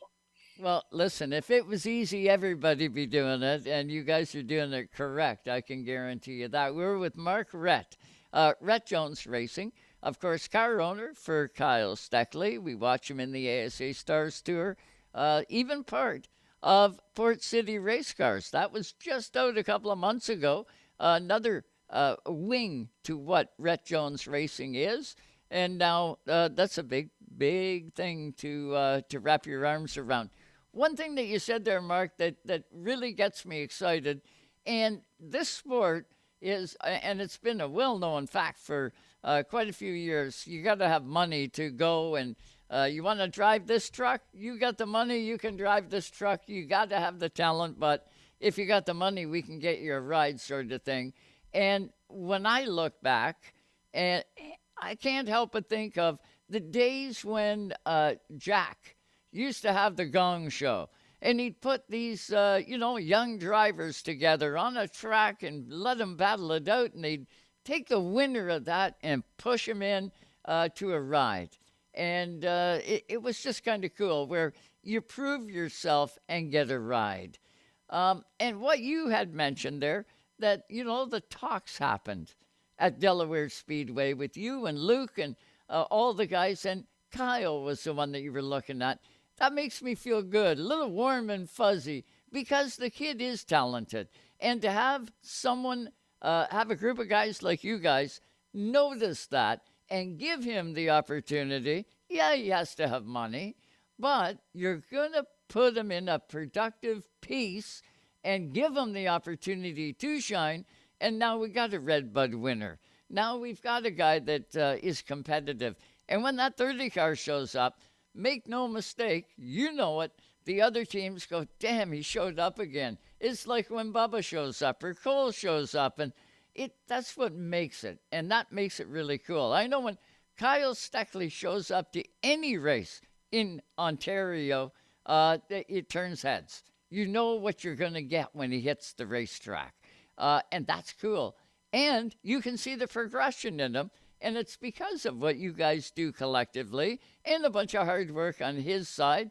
And it makes it bigger. I can't wait to see what the future holds for Kyle Steckley and Rhett Jones Racing. I can see him going into the ARCA program and being successful. And he had a rough ride this year. He found out what Daytona's all about, right? He's found out what Terry learned 20 years ago. He did it all in a short period of time. But I know he's also going to experience the successful part of it, too. He's that way. He won't stop until he wins. And that's so cool to see. So you guys got a busy schedule, part of the Platinum program in the ASA Stars Tour. You're coming into the part of the series that you get to those iconic speedways, and the racing gets bigger now, bigger and better, so to speak. Do you guys expand, or do you have any aspirations, Mark, of expanding out and having more than Kyle in ASA Stars Tour and having, a few teams to get the data? Yeah, for sure. I mean, that's always number one goal, right? To just, two teams is a lot more notes, a lot more data coming in, right? But it's got to be the right situation. It's got to be the right person. It's got to be our goal right now is to get Kyle, competing week in and week out, to when he does show up, they go, here they come again, Yeah. But for sure, I would like to, we've had these talks, we might run Cole Raz in a race or two here or there in the next little bit. It's hard right now with us purchasing Port City and trying to revamp the Port City name. And, when we go to the ASA races, unfortunately right now it's just us. Talking to another team or bouncing ideas off another crew. It's tough right now for us. And, in the future, there's going to be some things happening here where there's more Port City cars on the racetrack in ASA. Probably going to happen sooner than later. I'd love to expand it to a 2-car super late model team. I'm having a blast with this super late model stuff, and now obviously we have the ARCA stuff too, and obviously we've been playing around with Cletus McFarland a little bit, and then that's been a blast. The guy's wild, right? And a great guy, and is serious about this. Sure. It's not just a publicity stunt. So we got a couple more races scheduled with him throughout the course of the year on the ARCA stuff. And then my goal is to slowly transition Kyle into that ARCA stuff. But for right now, I want to concentrate with him on the super late model stuff. And we've got plenty of time, right? So, he's got a home here for quite a while. So the goal would be to master the super late model stuff and then start playing in the short tracks. And, I'm sure, Terry's always going to run Daytona and Talladega no matter what. That's his, he loves that speedway racing and the ARCA stuff. Yeah. And that was one of the reasons we took Kyle this year. The Cletus thing kind of came up last minute. Unfortunately it didn't last long for either one of them. But that was out of their control. Yeah. Well, too awesome. I can't wait to see what the future holds, Mark Rette. It's going to be interesting, and it's really exciting with Port City and to see what is going to expand out there. Got to tell you, you got a lot of Canadian guys up here that are looking at Port City and trying to get the next advantage and, take their team to the next level. And Port City's definitely going to play more of a role depending on how everything turns out, right? If you get that app and you get things generated here, I can see you're going to get a lot more business up here, my friend. It's going to be cool. Yeah, I mean, that's the goal, right? Obviously, I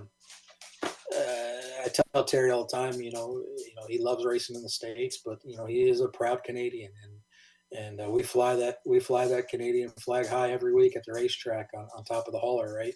And, he was actually trying to make it to Delaware the other night and couldn't be there. But anytime Kyle's going to race, in that area, Terry's going to be there. And the goal is to expand Port City up into that Ontario region, start competing for wins at Sunset and Delaware and all the racetracks that those guys race up there. Yeah, too cool. Mark, I appreciate the time tonight on Race Time. It was great catching up with you, and look forward to doing it again real soon. We get Kyle on the show all the time, but it's kind of nice to hear from the ownership end of it as well. And with all the news that you guys have been putting out, we could spend 2 hours quite easily to lay it out and probably still only scratch the surface. Got to ask you to do me a favor, though. Say hello to Terry for me. It's been a long time since I spoke with him. Say hi to him, and definitely say hi to Gary. And we'll be letting everybody know about Port City up here. And you guys just keep doing what you're doing and making things bigger and better, and we all win. I appreciate it, and I will do so. I'm sure you'll see him poking around Delaware or some Cumberland tracks up there when Kyle's racing, but we'll have to get him on your show. I know he'd been on it a long time ago, but you have to get him back on it, and catch up. But we appreciate it, and we look forward to building this thing bigger and better. And like I said, we gotta knock the Hampton guys off that pedestal. Yeah, and you're coming this way, Mike McCall. He won't want to see you guys up here, but I can tell you from knowing Mike, he loves competition. So it's cool. Mark Rette, thanks so much for the time, buddy. You have a good one. I appreciate it, Joe. Thank you. You bet. Watch. The future is looking really bright, and to see what these guys have got going on and to watch the progression for Kyle, you all know it, right? Watching the show, Kyle's on here all the time, and just neat to see how everything is moving forward. We're going to hit our final break of the night. I've got lots of results we're going to get to. We'll do it all on the other side of the break. Stay with us all live tonight on Race Time Radio.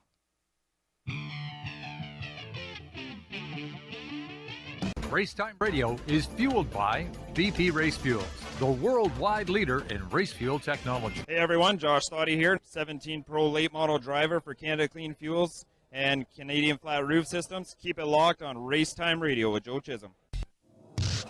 Since 1955, Ed Stewart's Kubota in Erin has provided top-of-the-line equipment featuring a full line of Kubota tractors and attachments. Let our knowledgeable veteran sales team match you up with the right product, complete with full parts and service for 70 years. Stewart's not only gets you going, but keeps you going.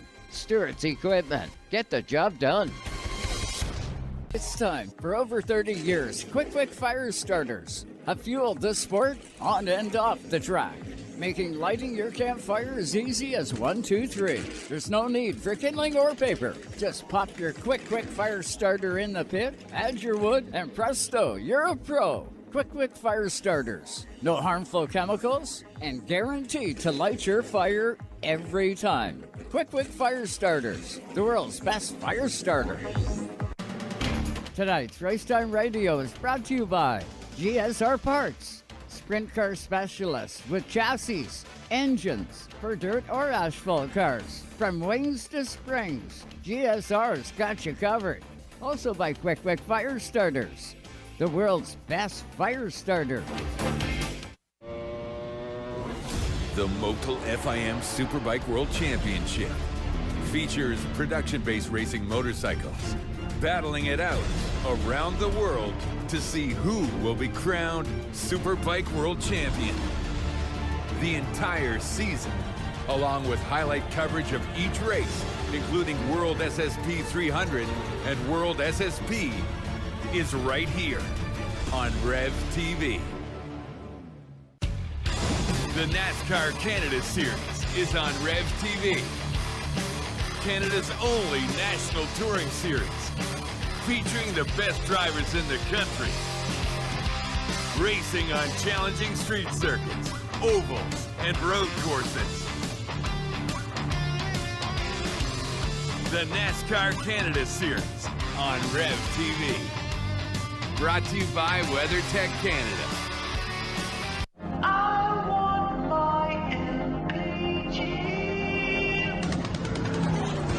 If you're looking for miles per gallon, you're definitely at the wrong place. Maybe a few channels up or a few channels down, you'll find it.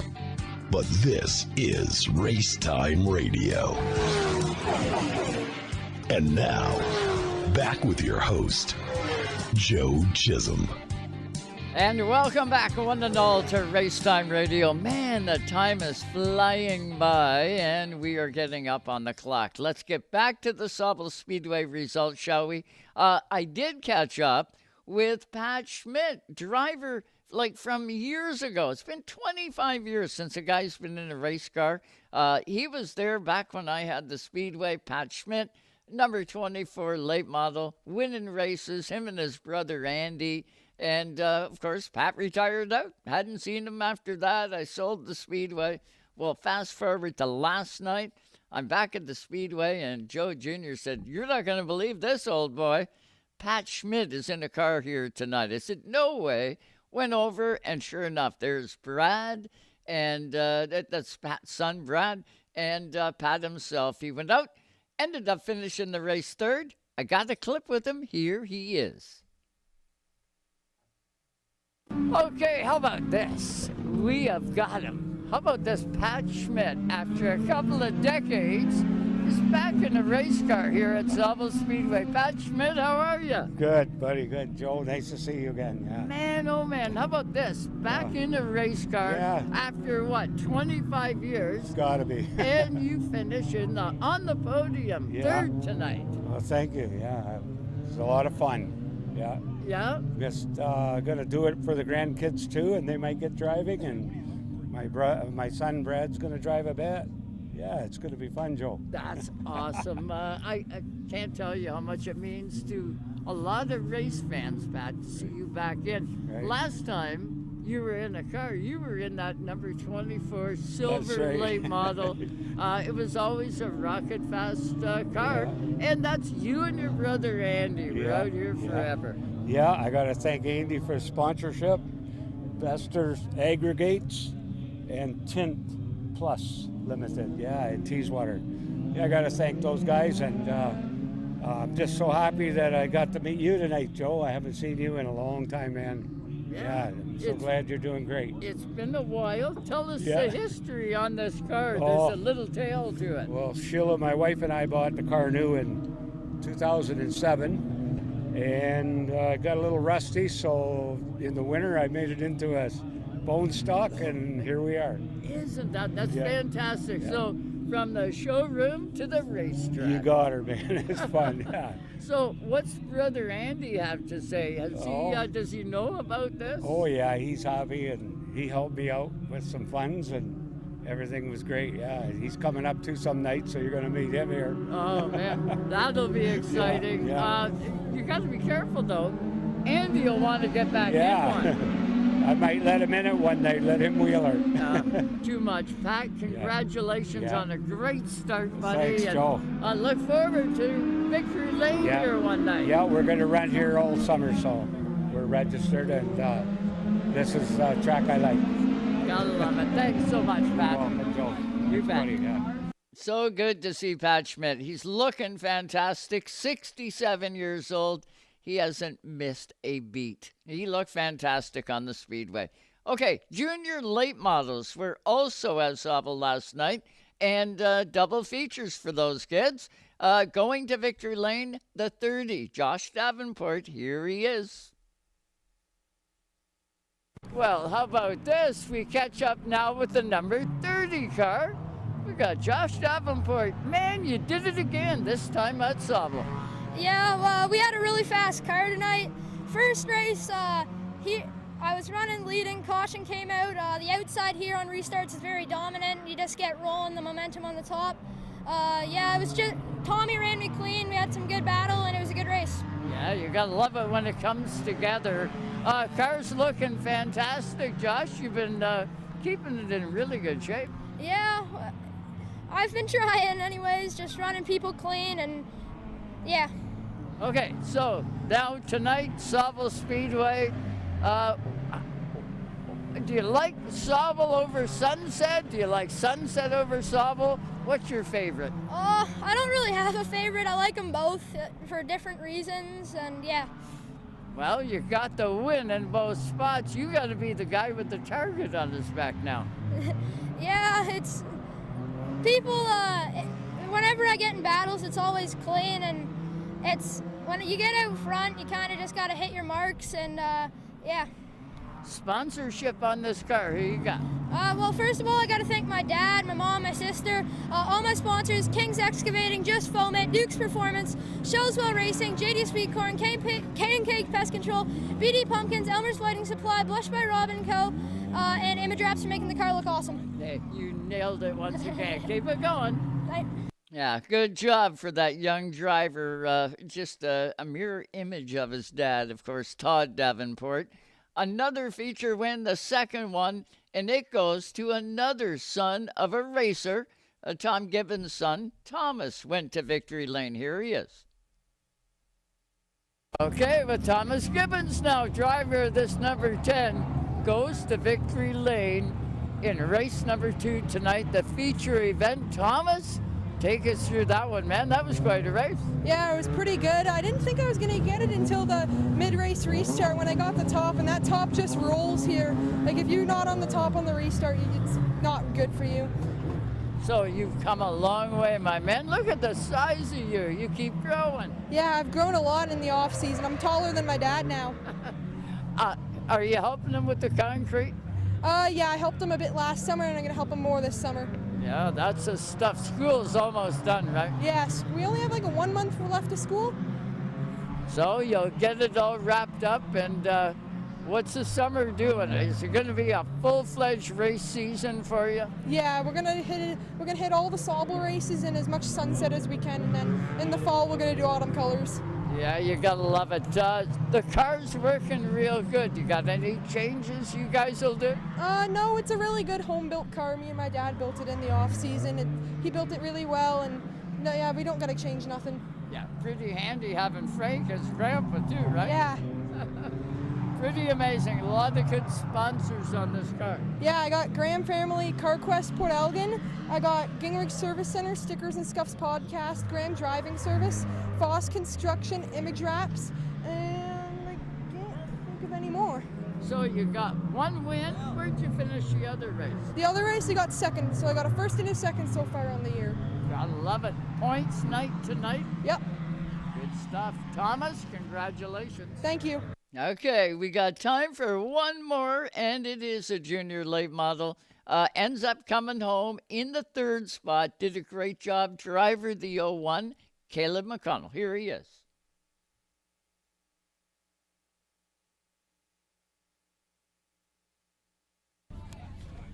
Okay, with Caleb McConnell now. Caleb, not a bad run for you. Got third in the second feature.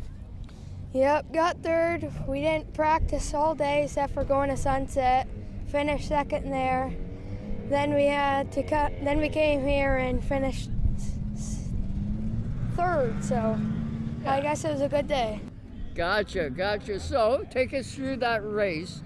15 laps, 8 cars. How did it feel? At the start, I didn't know what to do because I haven't practiced on this one in a little bit. Then after me and Carter got in together, then I had to go to the back and work my way back up to third, so I guess. That'll make a driver out of you, right? Getting through the field again. Lots of good sponsors on this car for you. Yep, I gotta thank Horton's Concrete Finishing, R.F. King Holding, Rockers Family Restaurant, Shark, Trolling Products, Strike Energy System, McConnell Farms, Savage Rides, Content Trucking, Timber Framing Gazebos, Baker Tilly, ProRich Seatings, and Crown. Oh, good deal. You got them all in there, kiddo. School's almost finished, right? Yep, and then it's going to be more racing season. Good stuff. Congratulations. Thank you. Yeah, dynamite job by all these young drivers. The cars looked amazing, and I do have more clips. I don't have enough time left on the ticker here, but I will be loading the rest of them. I'll give you a quick mention here. We got Jade Franklin won the Legend Car race, double features. Andy Camrath was the other winner. And then, of course, the late model 50. Derek Russell comes home third, first night on that new car. Ty Cavalin in the 7 finished second. And it was Josh Stoddy that won the race.